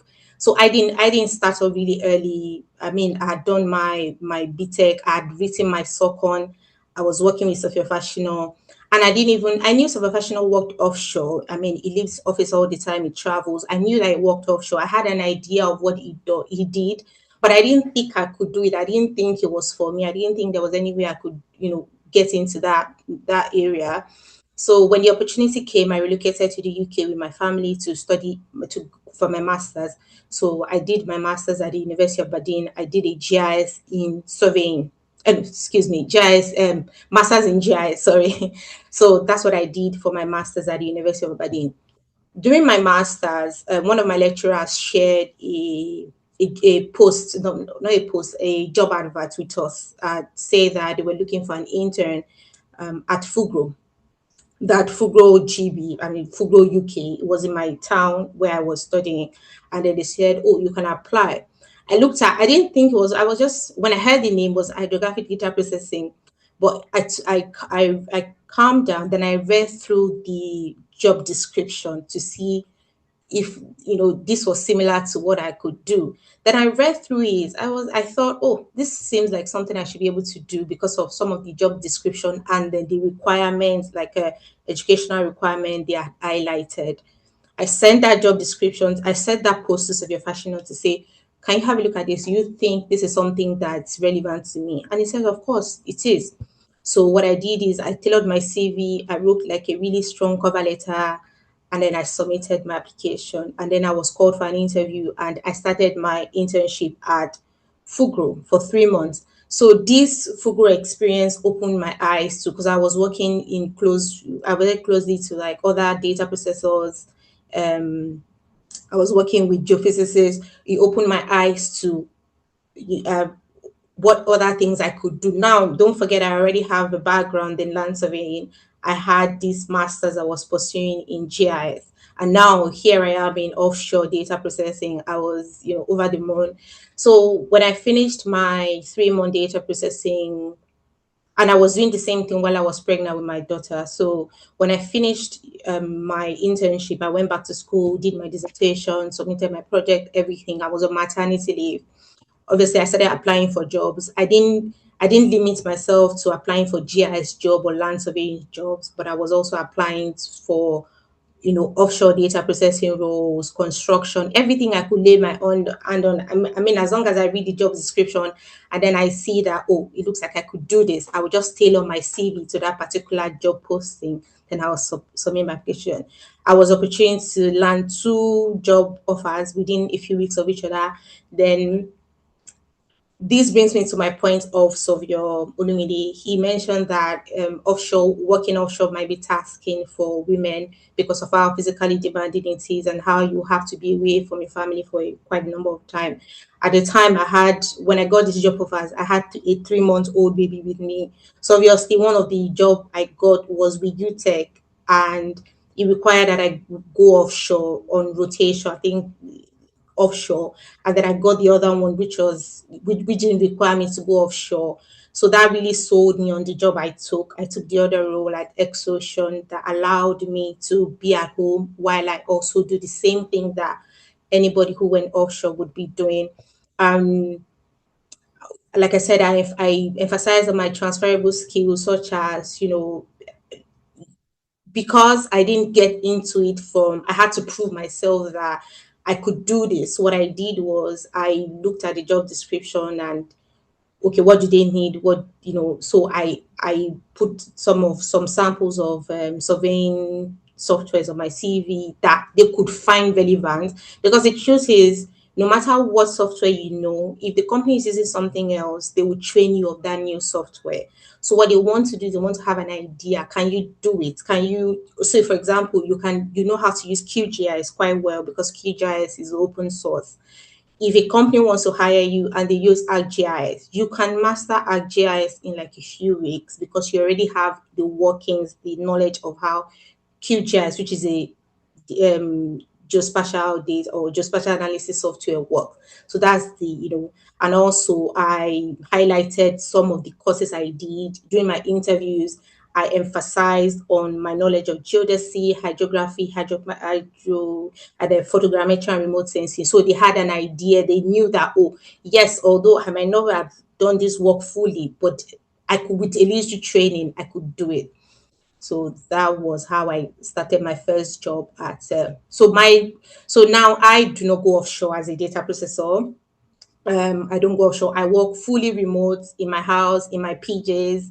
I'm sitting at my desk where I normally sit every day, Monday to Friday. That's where I'm currently sitting and talking to you. And this has been made very like this has been made happen because of the development on crude survey vessels. There's a picture at the top here. You will see a vessel underwater. That's Exocean 450s on USVs. So unlike traditional vessels with the big ships that I think Soviet Olumide has shown you, unlike those big ships that they crew them with a manpower, with Soviet party chiefs, geophysicists, and every other person, and other support staff like a cook, like everybody that needs to be offshore to take care of for the duration of that, they crew that vessel with it. Unlike this, they don't need to. There's no money in that vessel that you're looking at. There's nobody there in that on cruise survey vessel. Nobody. It's just the vessel, the sensors, the GPS, and then some computers. There's a computer on board that allows the pilot, the remote pilot as well, to be able to navigate, to use that USV. So unlike traditional vessels, you don't need to spend time away from your family. Usually people offshore that go offshore would have to work in like a 12 hours rotation, a 12-hour shift. I mean, somebody can work 8 to 8 in the morning, and then somebody is resuming at 8 in the morning to 8 at night. Unlike that, it doesn't happen with me. I resume my work at 9. Sometimes I get out of bed at 8:45. I sit at my desk at 9. I work, I make breakfast, I don't have to be away from my family. And then at the bottom corner, you see a picture. I've just put like a little picture of like a woman and a man working. And that's how my husband and I work at the same, although we don't face each other, we sit side by side, but that's how we work together, because he works fully remote as well.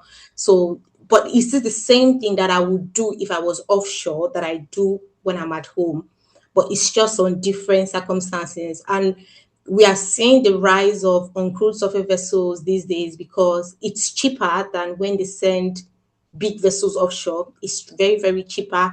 It's faster. When companies develop when each company develop their own SUVs, it's faster for them. They just have a vehicle, take the USV to ports, deploy the USV and all that. And a lot of big companies like UTech and Fugro are beginning to adopt this technology. They are beginning to develop their own USVs so that they can provide clients, depending on the usage, they can provide clients with cheaper data at a much faster turnout. Companies like Exocean pride themselves on the fact that they do not send any man offshore. Everybody from the pilot to the online surveyors to the project manager, everybody, CEO, everybody work from their home. The only people that are sometimes go offshore, no, not offshore per se, but are working away are like technicians. If there's anything wrong with the vessel, they will go there to repair the vessel. And also when the project is done, they will go ahead to retrieve the vessel and bring the vessel back to the office or the technical, whatever it is that they take the vessels to. So that's it. So that's one of the things that you might consider if you want to work, you want to have that experience, you want to contribute to the offshore space, but also you don't want to go offshore physically because, for some reason, you don't even have to be a woman to not want to go offshore. You might want a little work-life balance. You don't want to be away from your family. You have some health conditions you want to tend to. You don't like water that much. One of my very good friends, he works in Big Move. He's been there for years, but he still struggle with seasickness. So if you're that person, this might be one of those fields that you can look into. You don't have to go offshore. You don't have to spend away. Although what I would admit is you might earn lesser than people that go offshore, because people that go offshore are paid daily rates. So depending on their skills or their negotiation power, they are paid a daily rate, and you might earn lesser, but you can also earn very well as a remote data processor, but just lesser than somebody that is going offshore. That's one of the things that, one of the downsides that's there. And also, if you're an adventurous person, you like to travel, like to visit places, it's not exactly for you because you're stuck at your desk every day, except on weekend. That's it. But I like it. It gives me flexibility. Yeah, so that's that. Moving on. So like I explained to you earlier, I'm not going to be doing any technicalities, teaching you how to do my job or showing you equipment, because I really do not work with any equipment per se, but I work with acquired data and the final deliverables. So if in the picture in the slide I'm showing you, you can see an image. So this is the seabed. Well, this is a depiction or an image of the seabed that had been processed, and you can see a shipwreck buried in the seabed. So these are some of the things that when we do offshore, when we do data processing, these are some of the things that would highlight to the client and say that, oh, in so position, there is a shipwreck, and we will try and match that wreck to a database. So depending on the water you're working with, like the UK, they have a wreck database of ship that have sunk since like the age of the Titanic or something. You try and see, oh, is this the seabed? Is this wreck? And if you see that it's not the wreck, you need to report that to the appropriate authorities. Say, oh, we found a new wreck, so that they can update the database for safety purposes.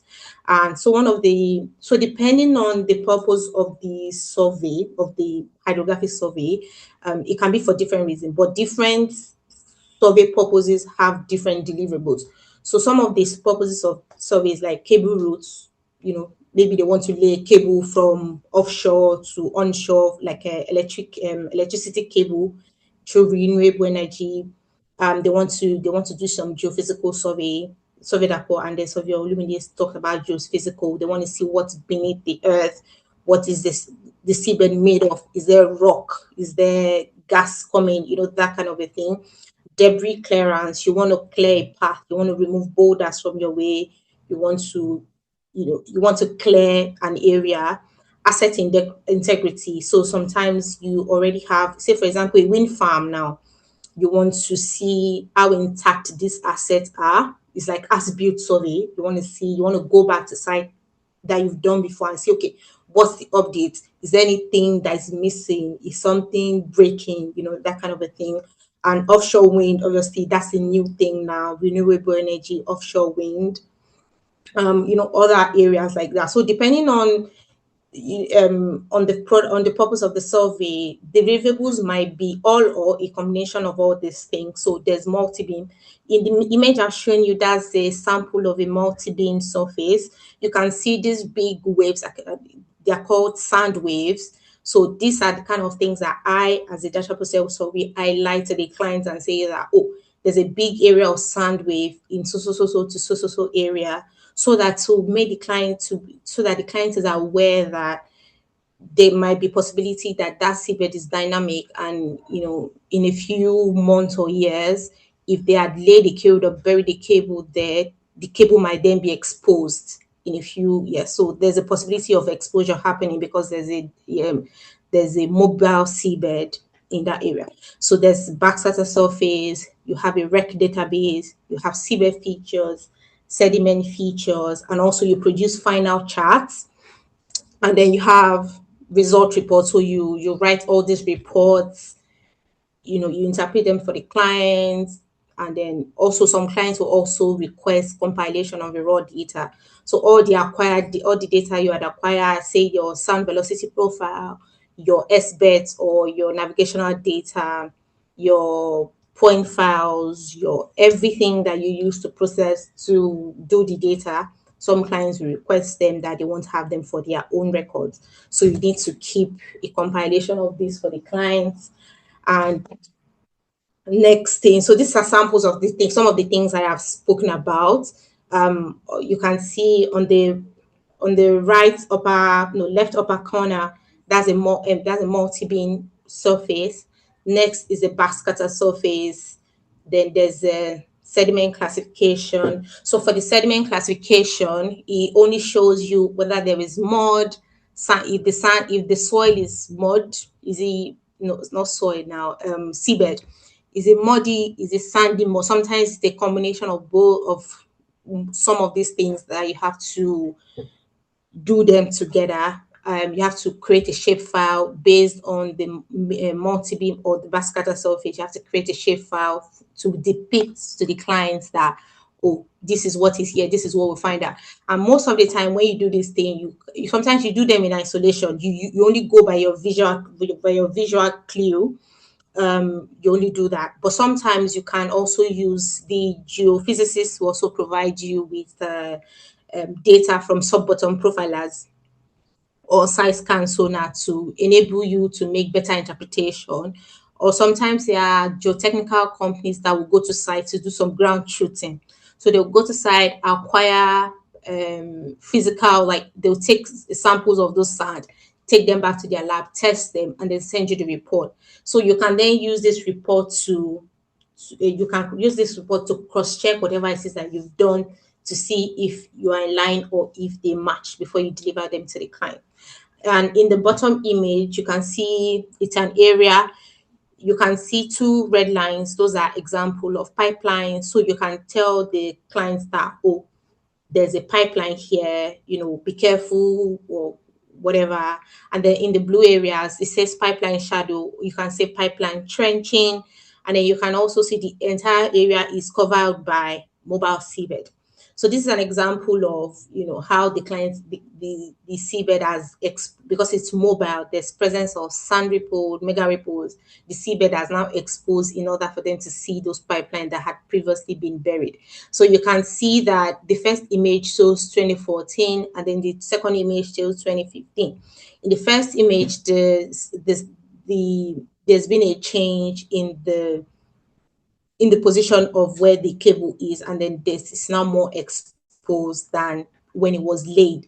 So this also helps the client to know that they need to go back to cover the sand, because if they don't, certain vessels can snag the pipe. Certain vessels can snag the pipeline or the cables if they are not very well buried. Okay, so I will talk about some of the technical skills and required. Like I said, I am speaking from my own point of view. So let me already mention that you might not need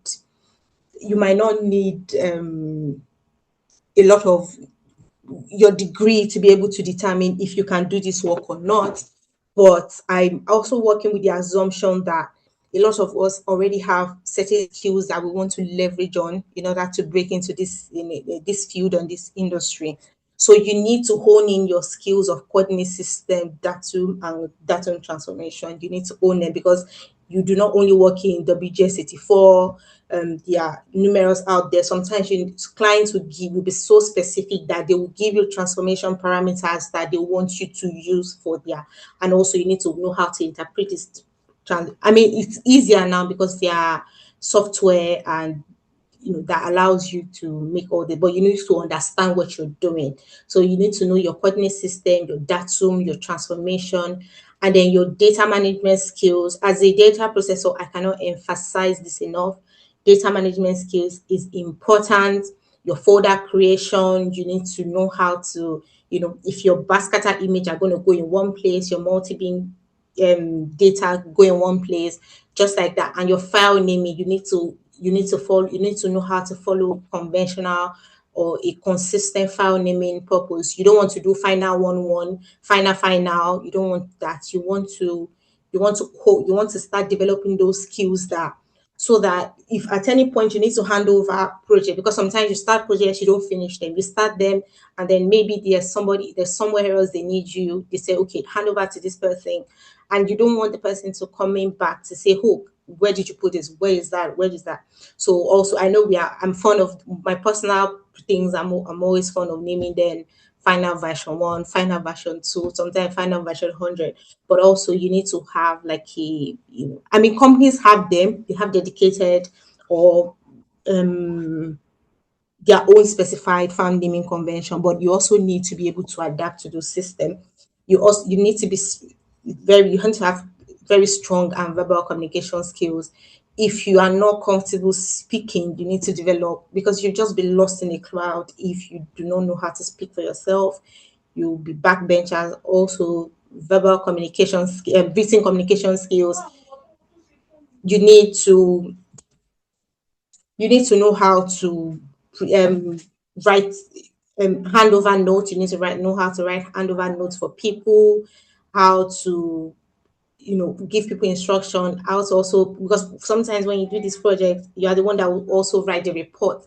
So you need to hone in on your verbal, and these are examples of some soft skills that you need to know. Also, quality control skills and attention to detail. Remember earlier I said that one of the first job as a data processor is QCing. So your strong quality control skills and attention to detail come in here. Also, your reporting skills. You need to know how to use your Microsoft Word very well. Yeah. So when it comes to software skills, I mean, these softwares, you might not be able to learn them independently, but if you have the opportunity to learn them, it is nice. So when you learn, the first thing I started with Caris. So Caris is one of the Fugro uses, they use Caris. So I was able to, in my 3 months internship, I was able to learn Caris.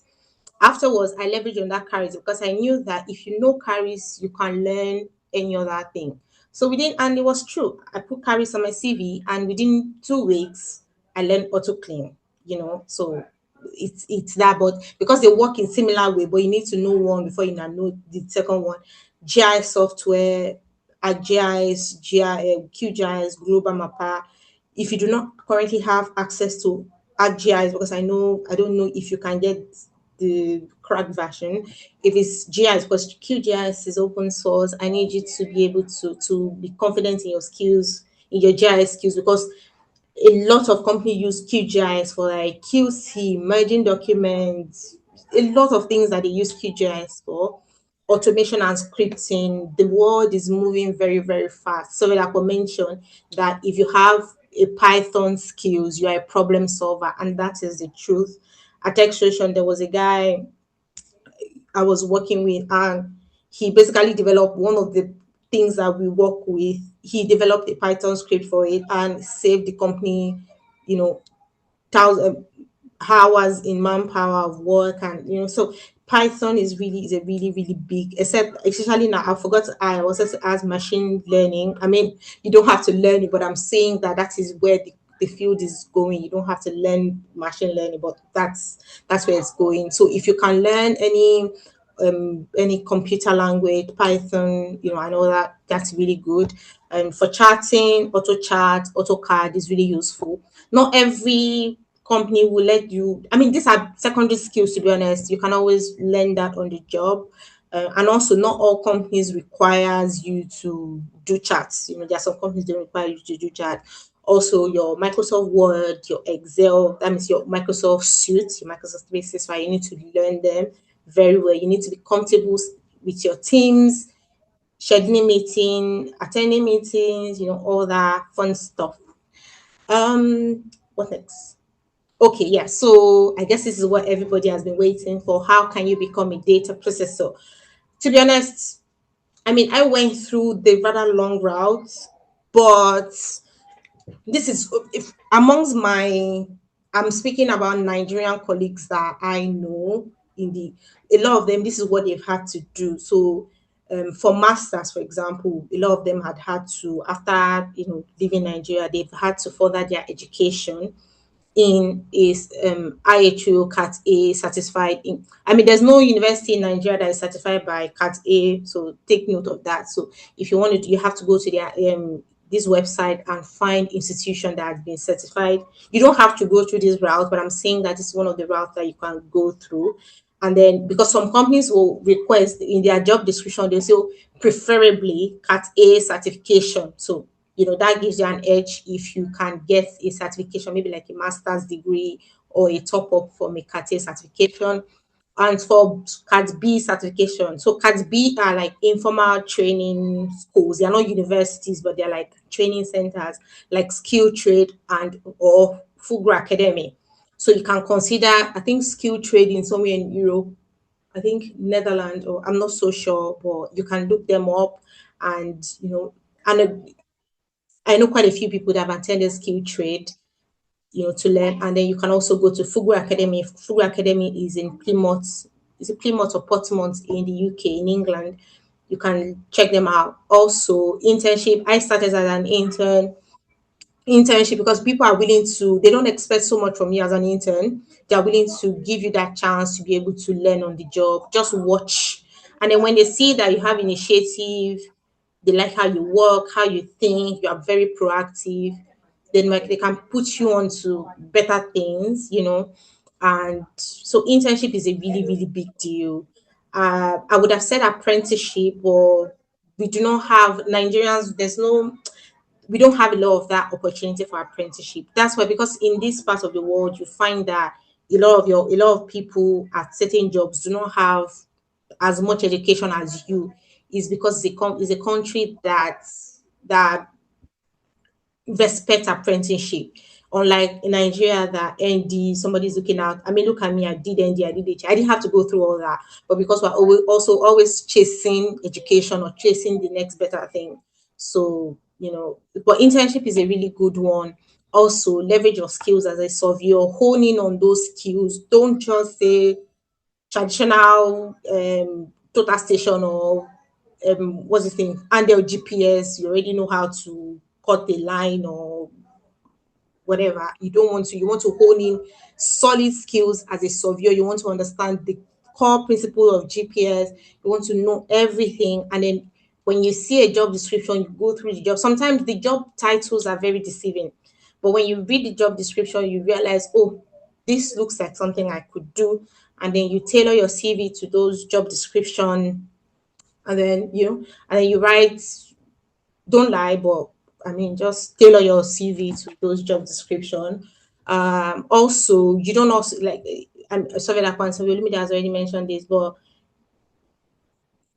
there are other fields in the industry. So there are sometimes I do the work of one online surveyor, and some online surveyors can do my work, and survey engineer. So you can work interchangeably like that. Sometimes you find yourself, maybe you didn't find an opportunity as a data processor. Also for remote, like, I mean, for my kind of role, there are surveyors that do my job that don't go offshore. They are in their houses or whatever it is that they are working from. They are also surveyors. They are navigate pilots. Other business. So if you find yourself working as an online surveyor and you want to pivot into data processing, it is very, very possible. If you find yourself as a data processor, you do not really like it, you can easily move to online surveyor or project surveyor or any other areas like that. But the most important thing is that you have those skills on lockdown, and also you are willing to learn and develop yourself.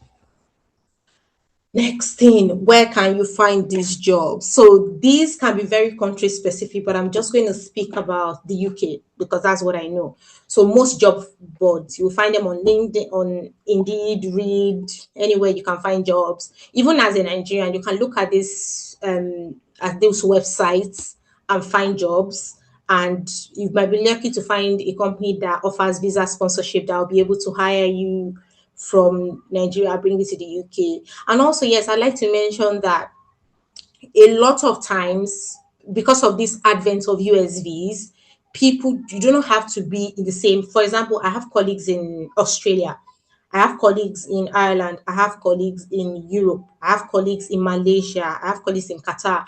We are not on the same timeline, the same time zone, in the same time zone, but we work together. So maybe, I don't know if there are companies like that, but you can be on a lookout that would employ you. You based in Nigeria, but you working for them. They might be based in the USA, you know, in Brazil or wherever. But you can look out for this thing, if because there's no reason why they need to bring you to where their company is based, because you only be working from home. So some people allow that, and it's better for them because now they have 24 hours coverage.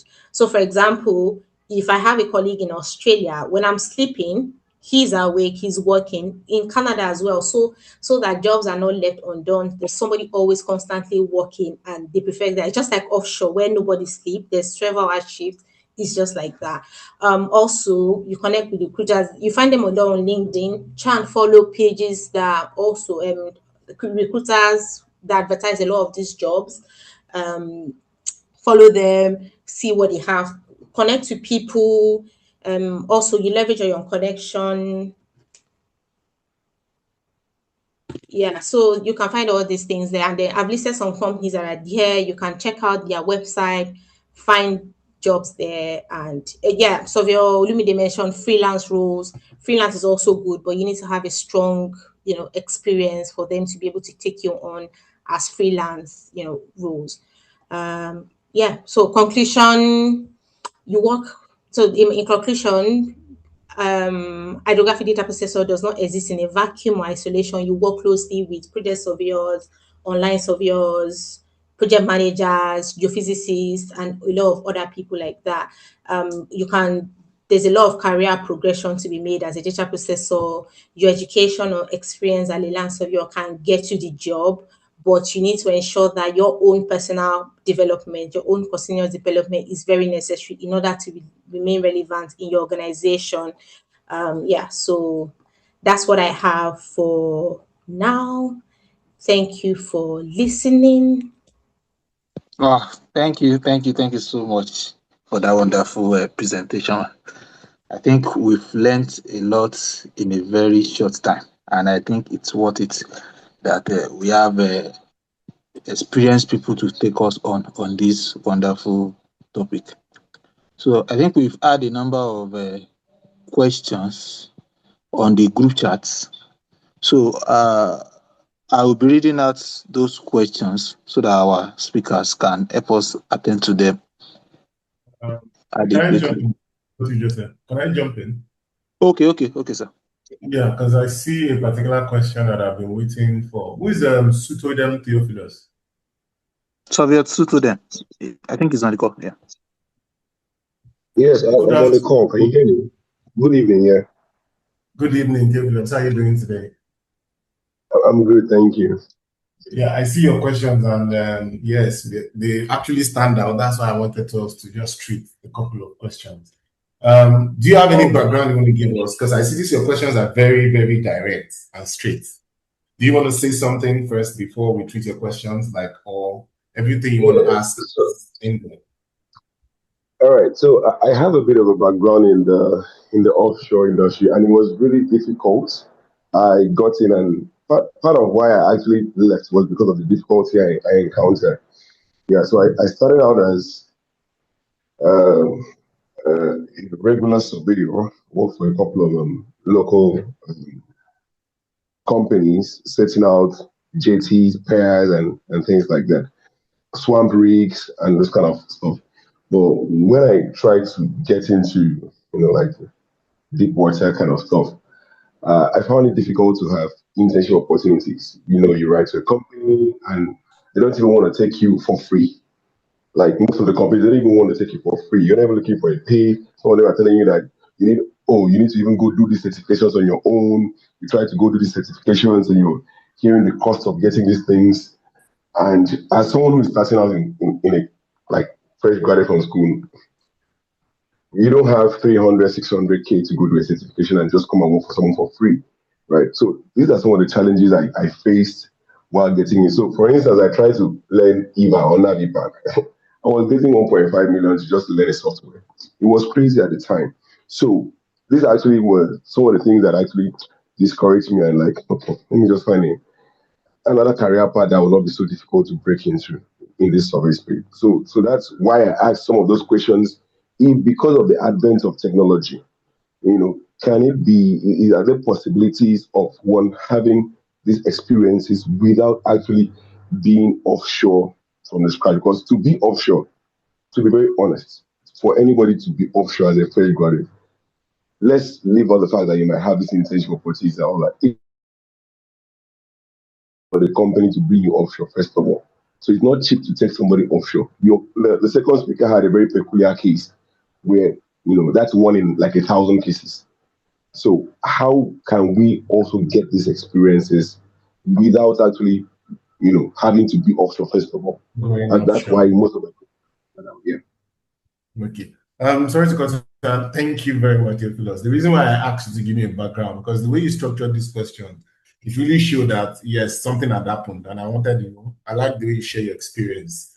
I can relate to what you are saying, and I'll be very honest with you.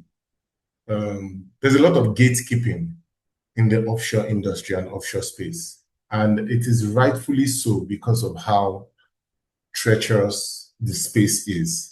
I said it earlier, like as an employer, I'm speaking now as a fellow colleague and also as an employer. If I get a project now and my client needs 3 people to deliver the project, 3 technically strong people to deliver the project. He has paid me for those people. Now, where in that space do I get to put someone that does not know anything? It's very hard for me. The only way I can do that is to put a trainee. Now, you asked here, like I think your fourth question, are there any opportunities by the Nigerian Local Content Board to equip graduates? Yes, there are. But, we live in a country where, we are still trying to be the better versions of what we are supposed to be. There's local government laws and everything to support, training people, sending people, training offshore.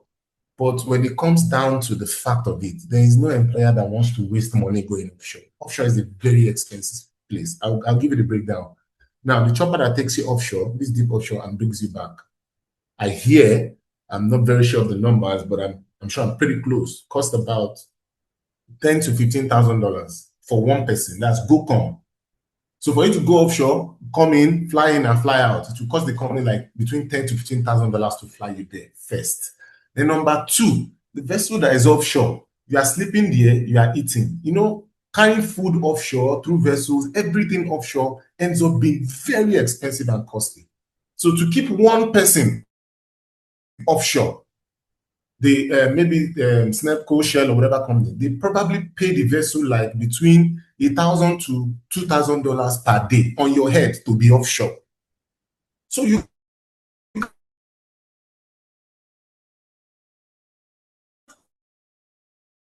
can see how hard it is for somebody to just bring somebody that is not hard. Yes, it's supposed to be there. Yes, I said earlier, advanced countries, they give that space because they understand what continuity is. But it gets harder when you come to somewhere like Africa and Nigeria.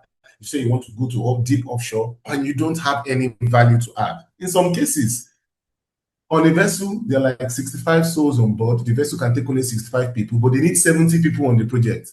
So you finish your work, they pull you out, bring another person in. So in the space of all this, where is there space for somebody that's I'm just coming to come and learn? No, it's very hard. I understand your frustrations.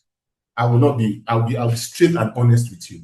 So I'll try my possible best to answer these questions without patting around the bush. Now, first one, considering current industry realities, how accessible are these internship opportunities you mentioned in your presentation? They are very few. That's why I always tell people, whenever or wherever you get a chance, do not joke with it. I mentioned it in my first talk. So most people get only one chance. It's very hard to come by. If I'm to count all the surveying companies in Nigeria that take people survey companies like mine in Nigeria that employ people to go offshore, I don't think there are more than 10 that I can count. So you can imagine how small the space is. But is it possible to get a space? Yes, it is. But you have to work hard to get that space. I will not lie to you.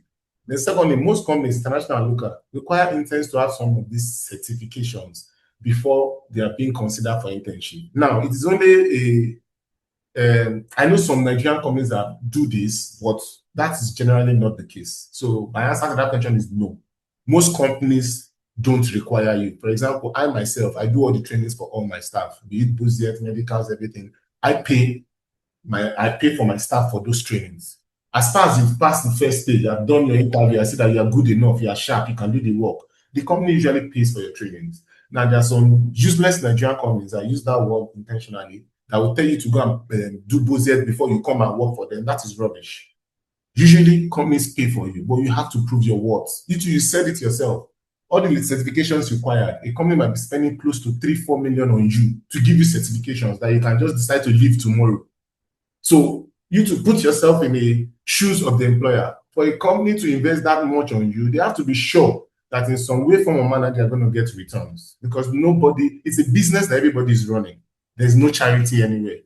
Then number 3, considering the difficulty in landing an internship role in the industry, are there training programs where offshore position operations can be learned from simulations and systems? As a matter of fact, yes, you can learn a lot of this offshore stuff before you go offshore. But you see, it's just like you asking me, can I learn how to drive using a simulator? Yes, you can. But the moment they put you in a car, you know that it's a different ballgame. And in car, yes, you can brake and stop, do a mistake. But offshore, you cannot do mistake. It's zero tolerance space.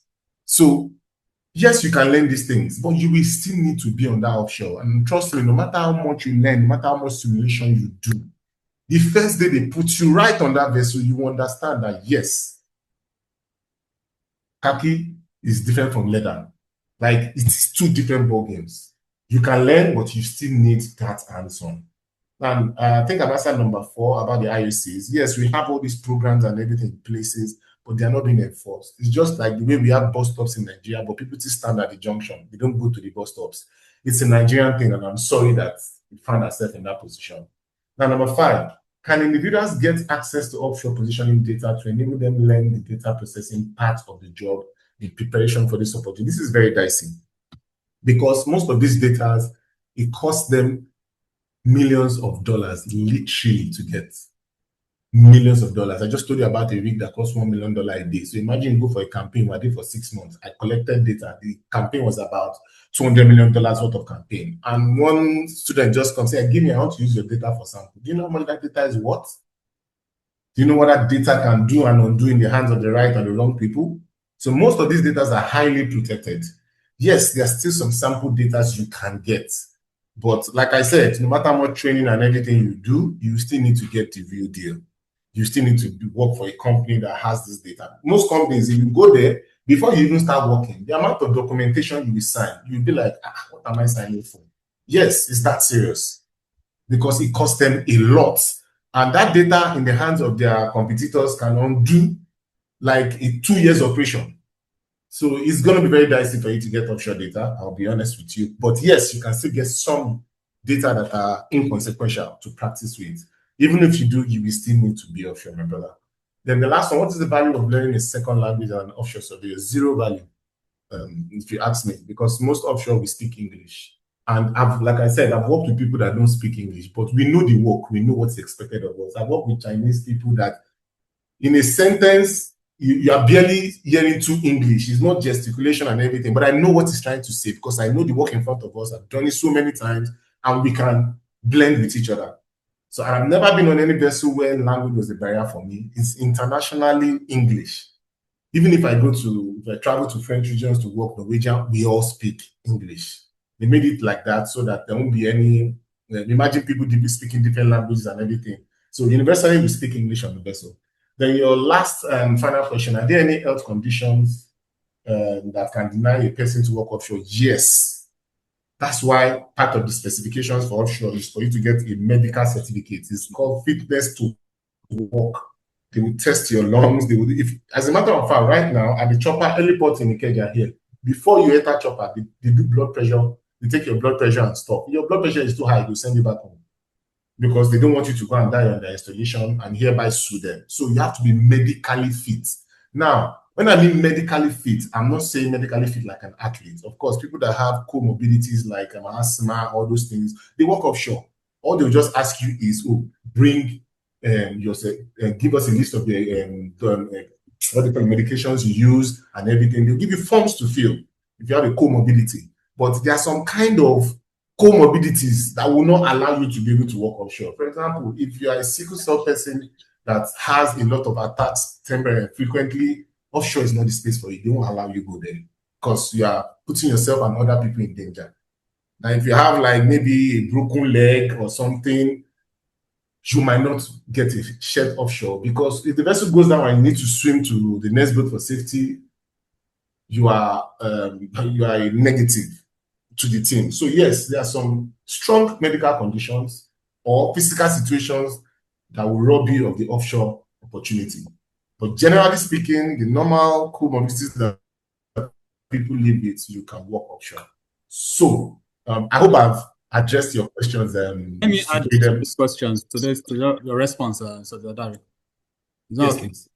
So on the medical, I'll go with the medicals first. Yeah, there are other things that can actually make you not qualify. Most times, those things will reflect on your medical fitness certificate. For example, if you are going to likely transmit some infection to other people, hepatitis A or B or things like that can disqualify you.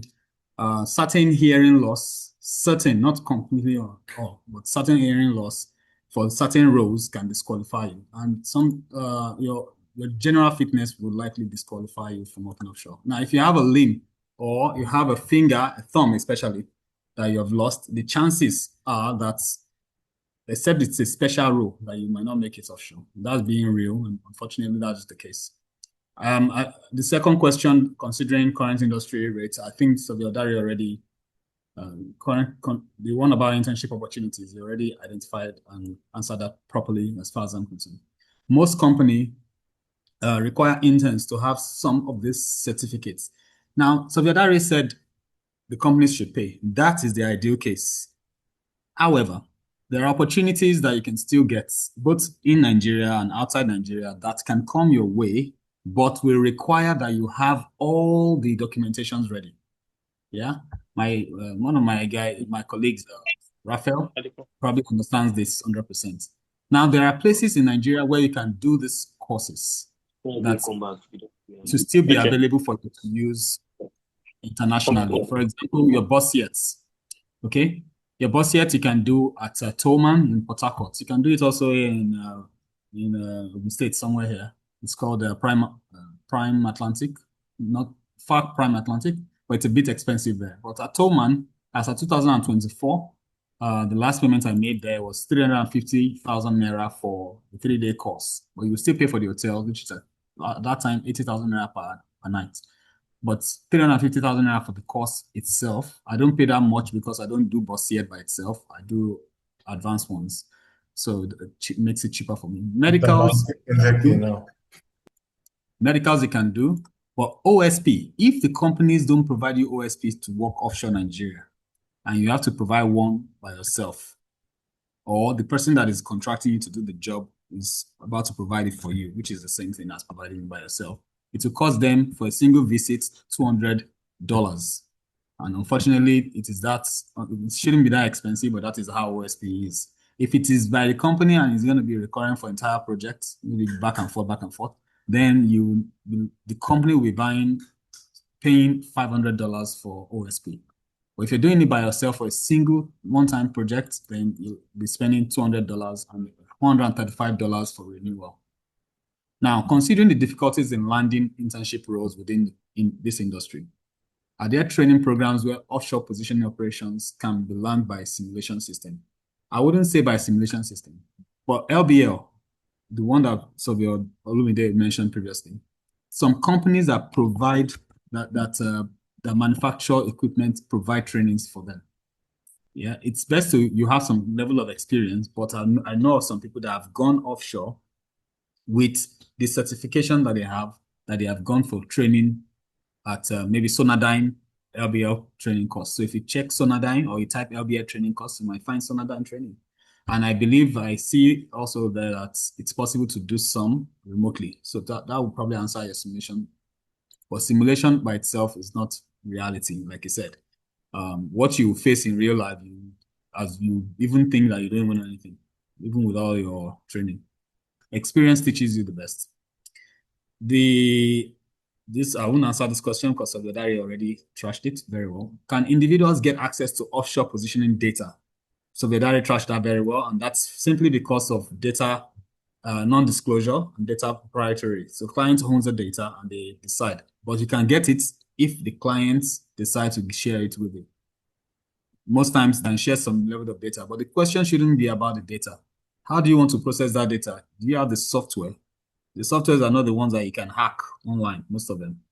I mean, maybe some are there, maybe you have a way, I don't know, but these softwares are not, they are too specialized softwares that you can't easily gain access to, like that, particularly. So getting the data doesn't exactly mean you can do anything with it, to be honest. Now, what you can get is maybe a finished product, and then you have maybe visualizing, or like some of your Kosoko has already done, visualization and all that. Maybe that, but processing by itself, you need some specialized software that might be challenging to get, except you have some special Russian guy somewhere that might help. What is the value of learning the second language? He has trashed that. In the industry, generally, English is the language. Even the Chinese person that wants to come and work in that industry would have to learn or have a way to communicate in English. But if you learn other languages, it's good. It just makes it easy for you. Wow. How many languages do you want to learn? When you work in a particular operation, you have people from 10 different countries. Which of the languages do you want to learn that will be useful? So English is the universal language offshore. In fact, it's so universal that is what maritime uses, except for some specific countries like Brazil that are very stubborn and they use Portuguese. But when they have to do some emergency calls, everything comes back to English. So I'm going to clear the set of questions from my list. So Vedari, thank you for allowing me to add to it. Yeah, no problem. So to them. Yeah, thank you very much. Thank you very much. Really appreciate it. I'll drop my email on the chat room later. You can contact me. Let's have a chat, okay? That will be perfect. Thank you very much. That will be perfect. All right. Before I answer some of these other questions, I want to state that internship is not the only way. Yeah. Savio Kusoko identified it. Savio Dari also mentioned it. It's a challenging thing, but it's not the only way. You might be lucky for local content that you are employed. We've employed someone far back in 2000. We had a project. My first project in Nigeria was in 2018. We employed a guy from Port Harcourt that didn't have the experience he had experience working offshore, but not exactly in seismic. But we didn't have a choice. We needed to have that guy on board or somebody on board, and he has to be a Nigerian for the local content requirements. Yeah. So it's possible that when you put in a CV and show interest, yeah, that you might get some people that will be able to still employ you irrespective. Maybe the offers might be low, but getting opportunities in is not impossible. Bear in mind that depending on how good you are, some of this costs, when you get an opportunity to work offshore, the actual technical skills by itself is not the difficult thing. You can learn it within 3 weeks. Yeah, if you're serious, or even 2 weeks if you're very serious, at least enough for you to begin the beginner role. Yeah, so Viadare took a role, and I'm quite sure when he took his first role offshore, he was able to perform irrespective. And he showed them that, oh, this guy is new, but he's still very good. The distractions that come with working offshore are a lot. You might have a pretty lady, and you are all on board. The pretty lady is fancying you, and then you just get distracted instead of focusing on work. It happens all the time. You might just have a particular gaming center where people play FIFA, and all you think about is how you can enjoy yourself, play FIFA, and you're looking forward to it. You might have super fast Starlink internet, and then you're just busy online every now and again on your phone, instead of focusing on learning that process in the first period that you're there. Those are the discouraging factor for someone that cost a lot of money to have. For every time you're on board, it costs a lot of money. So Vedare mentioned that the cost to have a helicopter on board, the total cost can be that much. Individual seats cost about between 2,000 to 5,000. So if you're going from Port Harcourt to Bonga, it's about $2,500 on Caverton flights. But if they take the entire seats, maybe they can get a discount of about $15,000. So $2,000 for a single person for a single ride, for a single seat. And the company will pay for empty seats if there are not enough people. So if you're going on that same vessel and you are not very, you are not safety conscious or you're not even useful, they can ask you to leave, and the cost of asking you to leave is the same cost. While you're on board, there's an amount on you every day that they have to bear. So and then there's also your insurance that they have to cover, because if anything happens, your insurance has to be covered.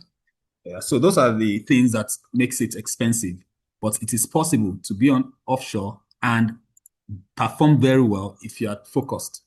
Yeah, and those periods when you get that opportunity, and if it comes, you might just, surprise someone and open up opportunities for others. I've opened up opportunities for some Nigerians in my own time as a trainee that I hope that whoever I bring on board, if I have an opportunity to do so, will open up opportunities for others.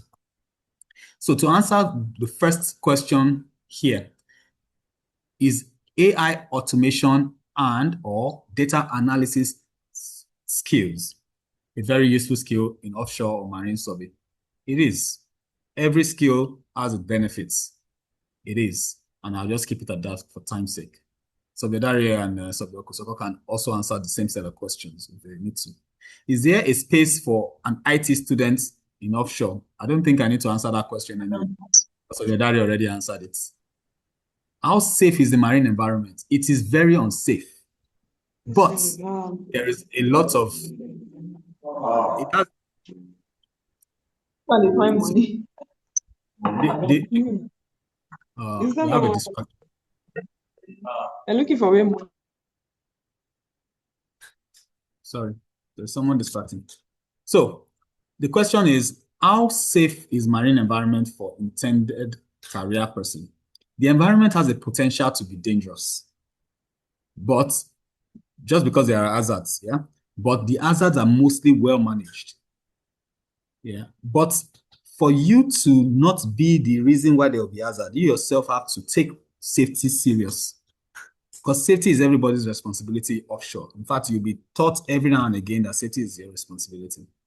Now, if you are not someone that is unaware, like you have situational awareness problem where you are not even aware that there's danger, maybe offshore is not meant for you.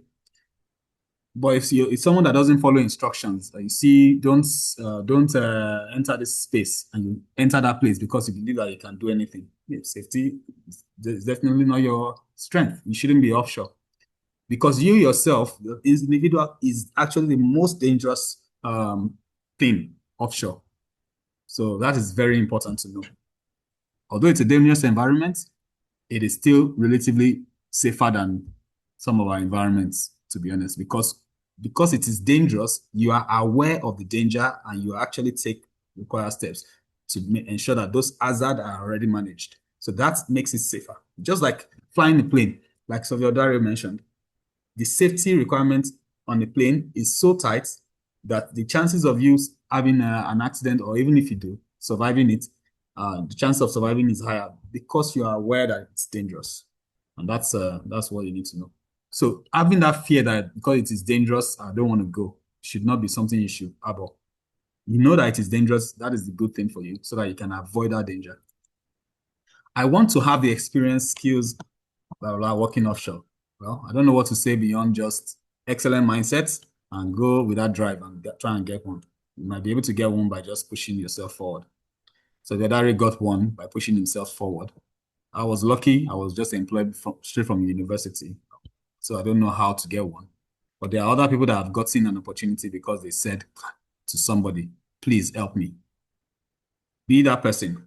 Say, please help me. Send letters. Do that. You might be able to get an opportunity.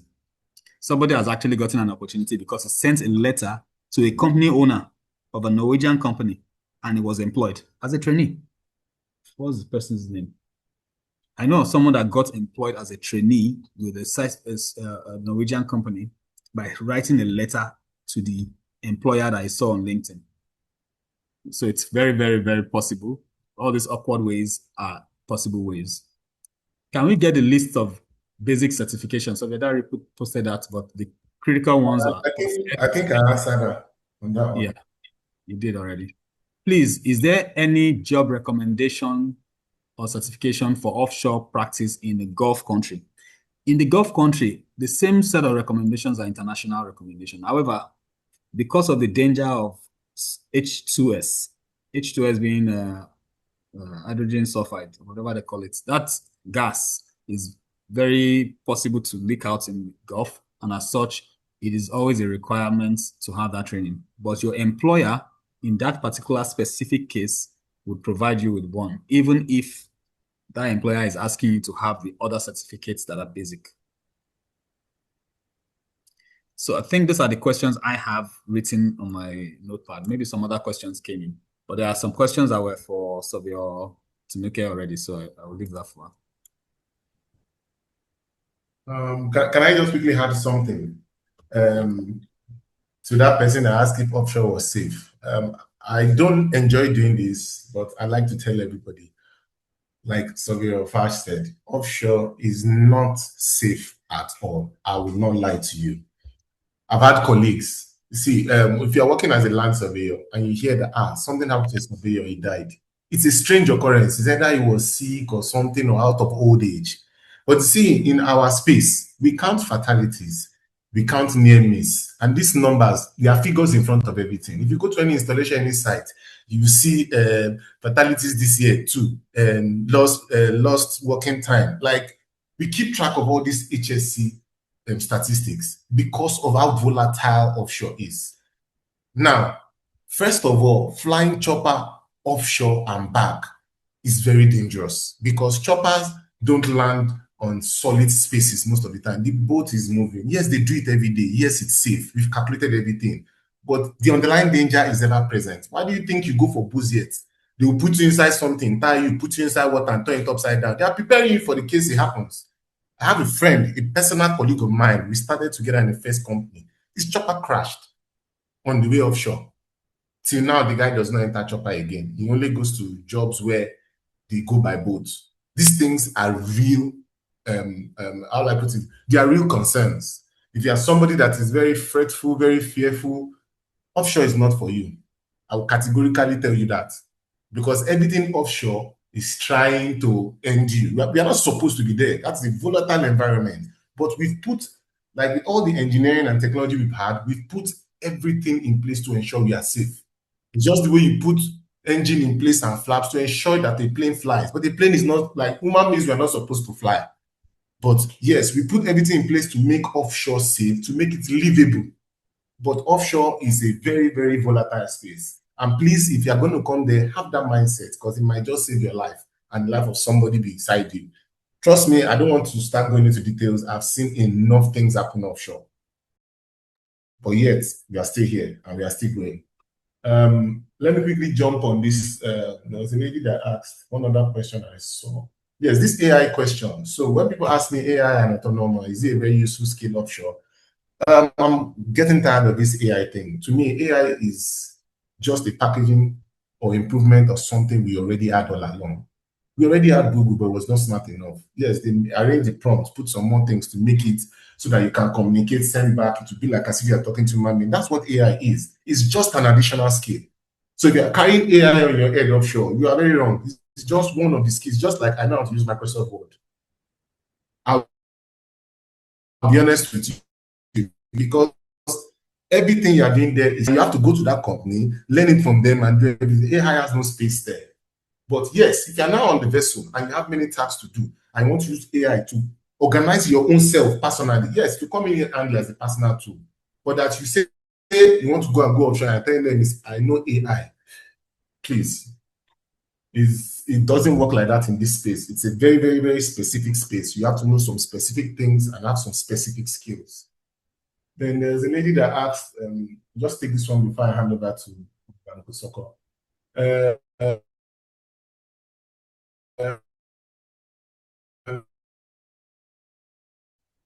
some of us started ND based on the practical. How does someone like you go for opportunities without knowing anything in the past IT? Okay, like I said, you can choose a niche. You can choose a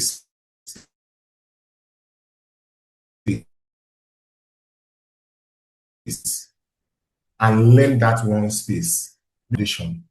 Everything you're going to use offshore, you're going to have to learn it. None of it, most of the things they taught you in school, I can't say they are useless offshore, but they are just like background knowledge for you offshore. But the things you are really going to do offshore, you are going to learn them again. So whether I did ND,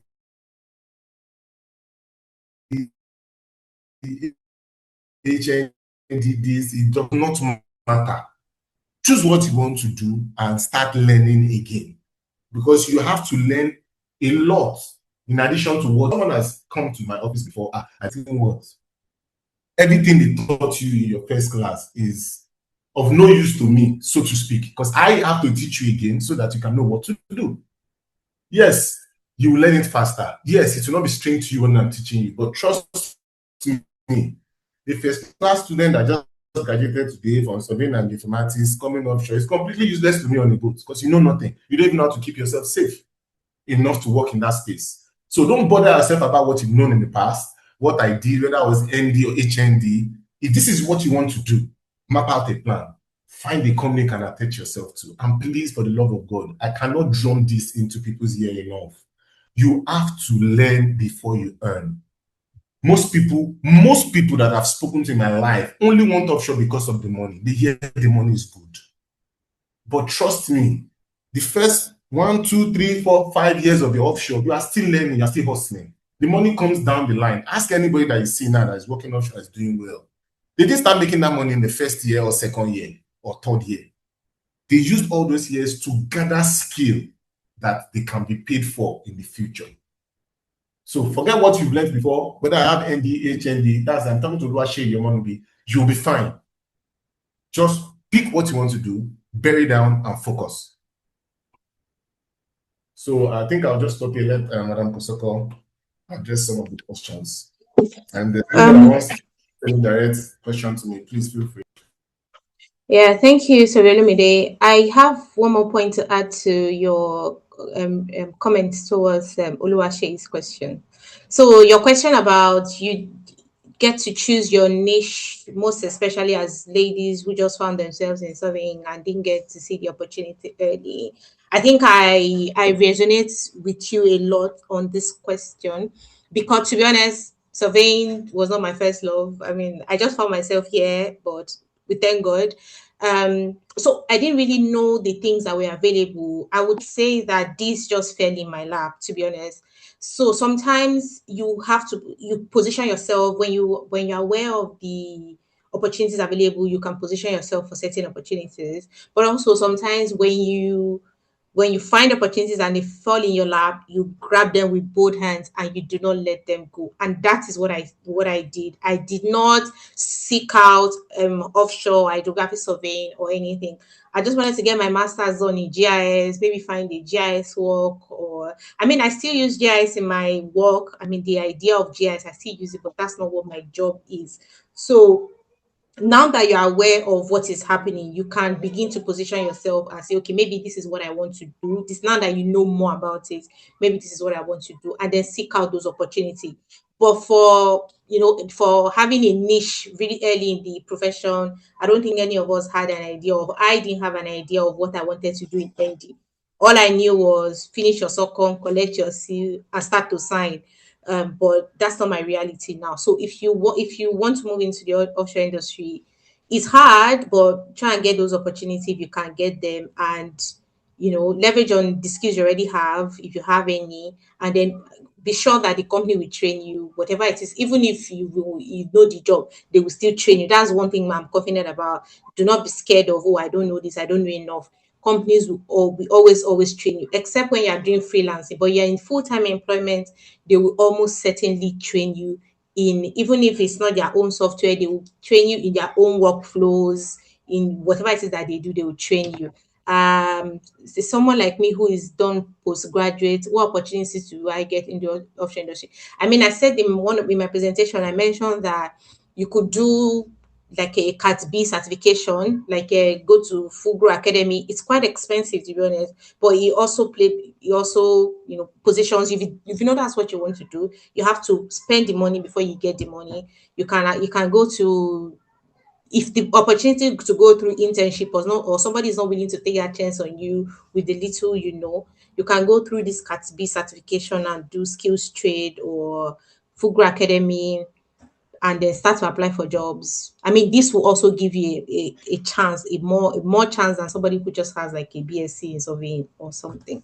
So I hope that answers your question. I think I found another question here. Okay, she says, I'm a survey geographic at University of Lagos. I used 3D. Yes, these are the things that I had to, not like I was doing your exact work, but these are some of the things that I had that I was just able to put. So in your own case, what would happen is somebody would see your CV and say, maybe see your CV and see somebody that studied soil science. Although you are not exact match for that role, maybe because you've not had the experience.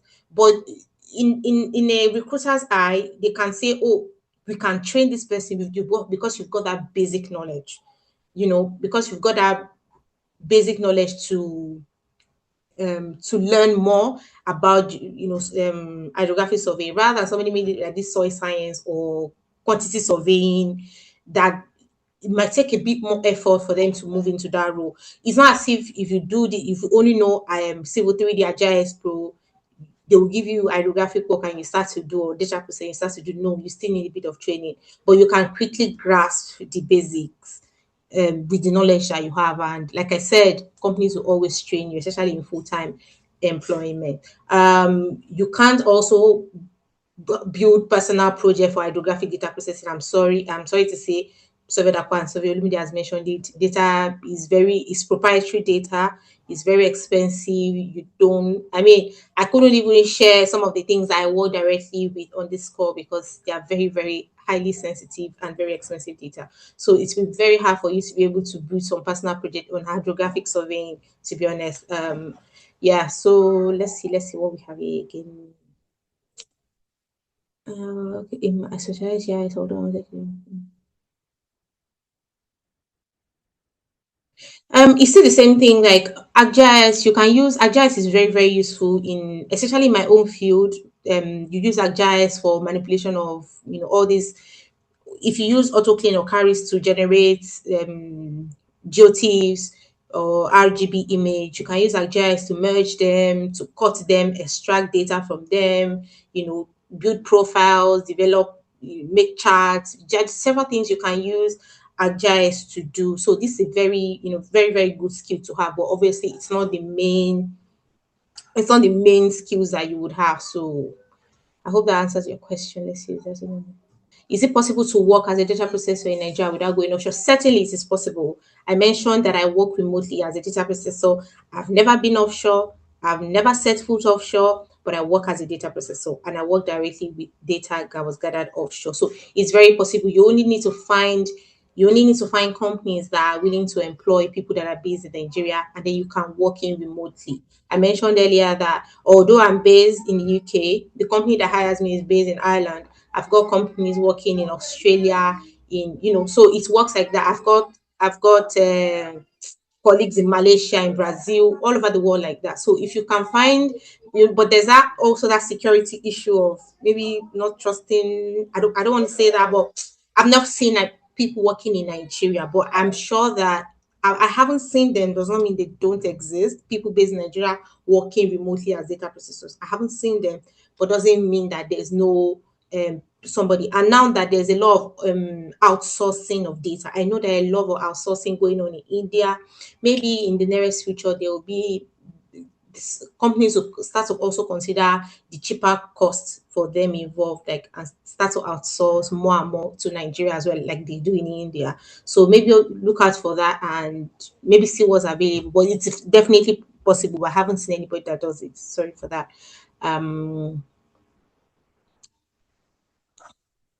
Okay, I think those are all the questions that we have. Yeah.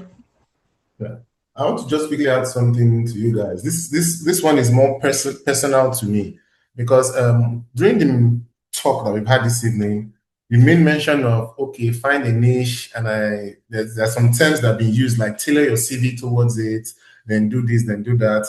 And now, Surveyor Fash has posted quite a number of links here for you to apply. We are ambassadors to each other. I said earlier that there was a lot of gatekeeping in the industry. I will explain to you briefly my experience as a freelance. Usually, when they call you to a job, you're usually being, how will I put it, referred to by someone that they know. Maybe let's use UTEC, for example, or Rich Subsea. They've been working with a particular guy for 5 years, and now they have a project, they need 3 more people. They ask, do you have colleagues that can go? Now, what they are doing is this. It's very simple because many people have accused me of this throughout my career. Carry me go offshore, carry me go this. And like the opportunities that they ask for, I am very sure you cannot do it because you've not done the training, you've not done the work before.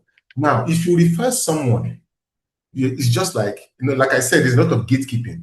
You are using your own card. You are laying your own career on the line. Because if that person goes offshore and messes up, it's going to cost them a lot. They rarely and hardly forgive in this industry. I can tell you that for free.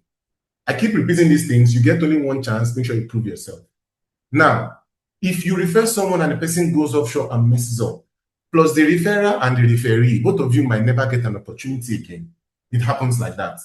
So as you are going, ensure you do not lie and know that you are an ambassador for the person coming behind you.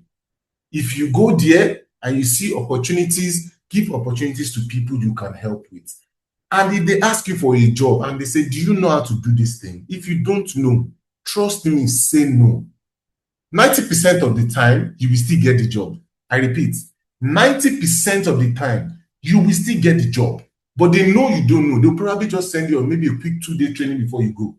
But if you go and you try to fine-tune your CV to lie that you have a skill you don't have, you are going to be outed very, very soon. But unfortunately, you block things for people coming behind you. I've known Nigerians that went to India at the time there was a boom, and many, many places. They went there, they messed things up because they lied. Now, Nigerians don't have opportunities in that country again. It has happened a lot. So we try to have a community of offshore surveyors and try to tell ourselves, please, when you go to a new space or you are interfacing with a company, it's not just you that is at stake. There are many people that will come behind you. Especially, and the way we Nigerians, the rap that we have internationally already. Now you now go as a Nigerian, you go, you lie. They spend thousands of dollars, take you offshore, and you cannot deliver. You've not only blocked hope for yourself, you've blocked it for people coming behind you. So in all of your applications and all of your going around, please and please, don't fine-tune your CV. Don't lie. Tell them what you can do and what you can't do. Most times they are asking so that they can know what to equip you with or who to pair you with. Because, yes, you want the job, you be applying, you'll be seeing the price. Because most times when you go to sites where they apply job, people just see the dollar sign and say, if I get if I get this job, and they just package, you will be out there. Because immediately they go there, put you on your shift alone, then you now understand that you should not have done it in the first place. So please and please, be careful. You are ambassadors, all of you. And I know a lot of people that attended this meeting who work offshore internationally, a lot of you by God's grace. You work in places, but as you go, know that you are paving the way for people or blocking the way for people. So please, deal with, how will I put it? Use your discretion and use wisdom in this industry so that you can help others. That's very, very important for me. Surveyor Fash, over to you.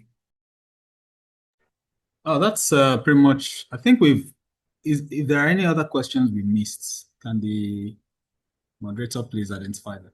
There's a particular question that seems from a lady called Oluwaseyi Omonubi. In my master program, I specialized in GIS. So I think this question, I don't know if I tweeted the question, I think. Okay. Yeah, so there's any other question you want us to answer? What I've done so far now is I've shared some links. There are some companies that they are staffing companies They help get jobs, and it is not impossible to get jobs through them, with or without skills. Most times they would require, they try to get jobs for specific roles. But once in a while, they have also need for just having people on board. So it's possible to still get. But to get those jobs with these companies, you must have gotten those basic things that you need to have, like Bossiet and your medical certificate, especially OE UK. And those are the ones that you should consider. That's why I mentioned those ones previously. Then I also posted some companies where you can do training in my own field, and also in LBL, and also in hydrography. So there is Sacel. The problem with Sacel is that they wait for companies to do bulk training, and then when there are slots available, then they make it public. So it's a very big challenge. And they're in Edinburgh, I believe. Then there's Frugro, like Savio Kosoko mentioned, Frugro Academy. And then there's also Sonadyne that does LBL training. Some of this, that LBL training in particular, I know of someone that went for the course, and after that course, he started working offshore. He was not offshore before.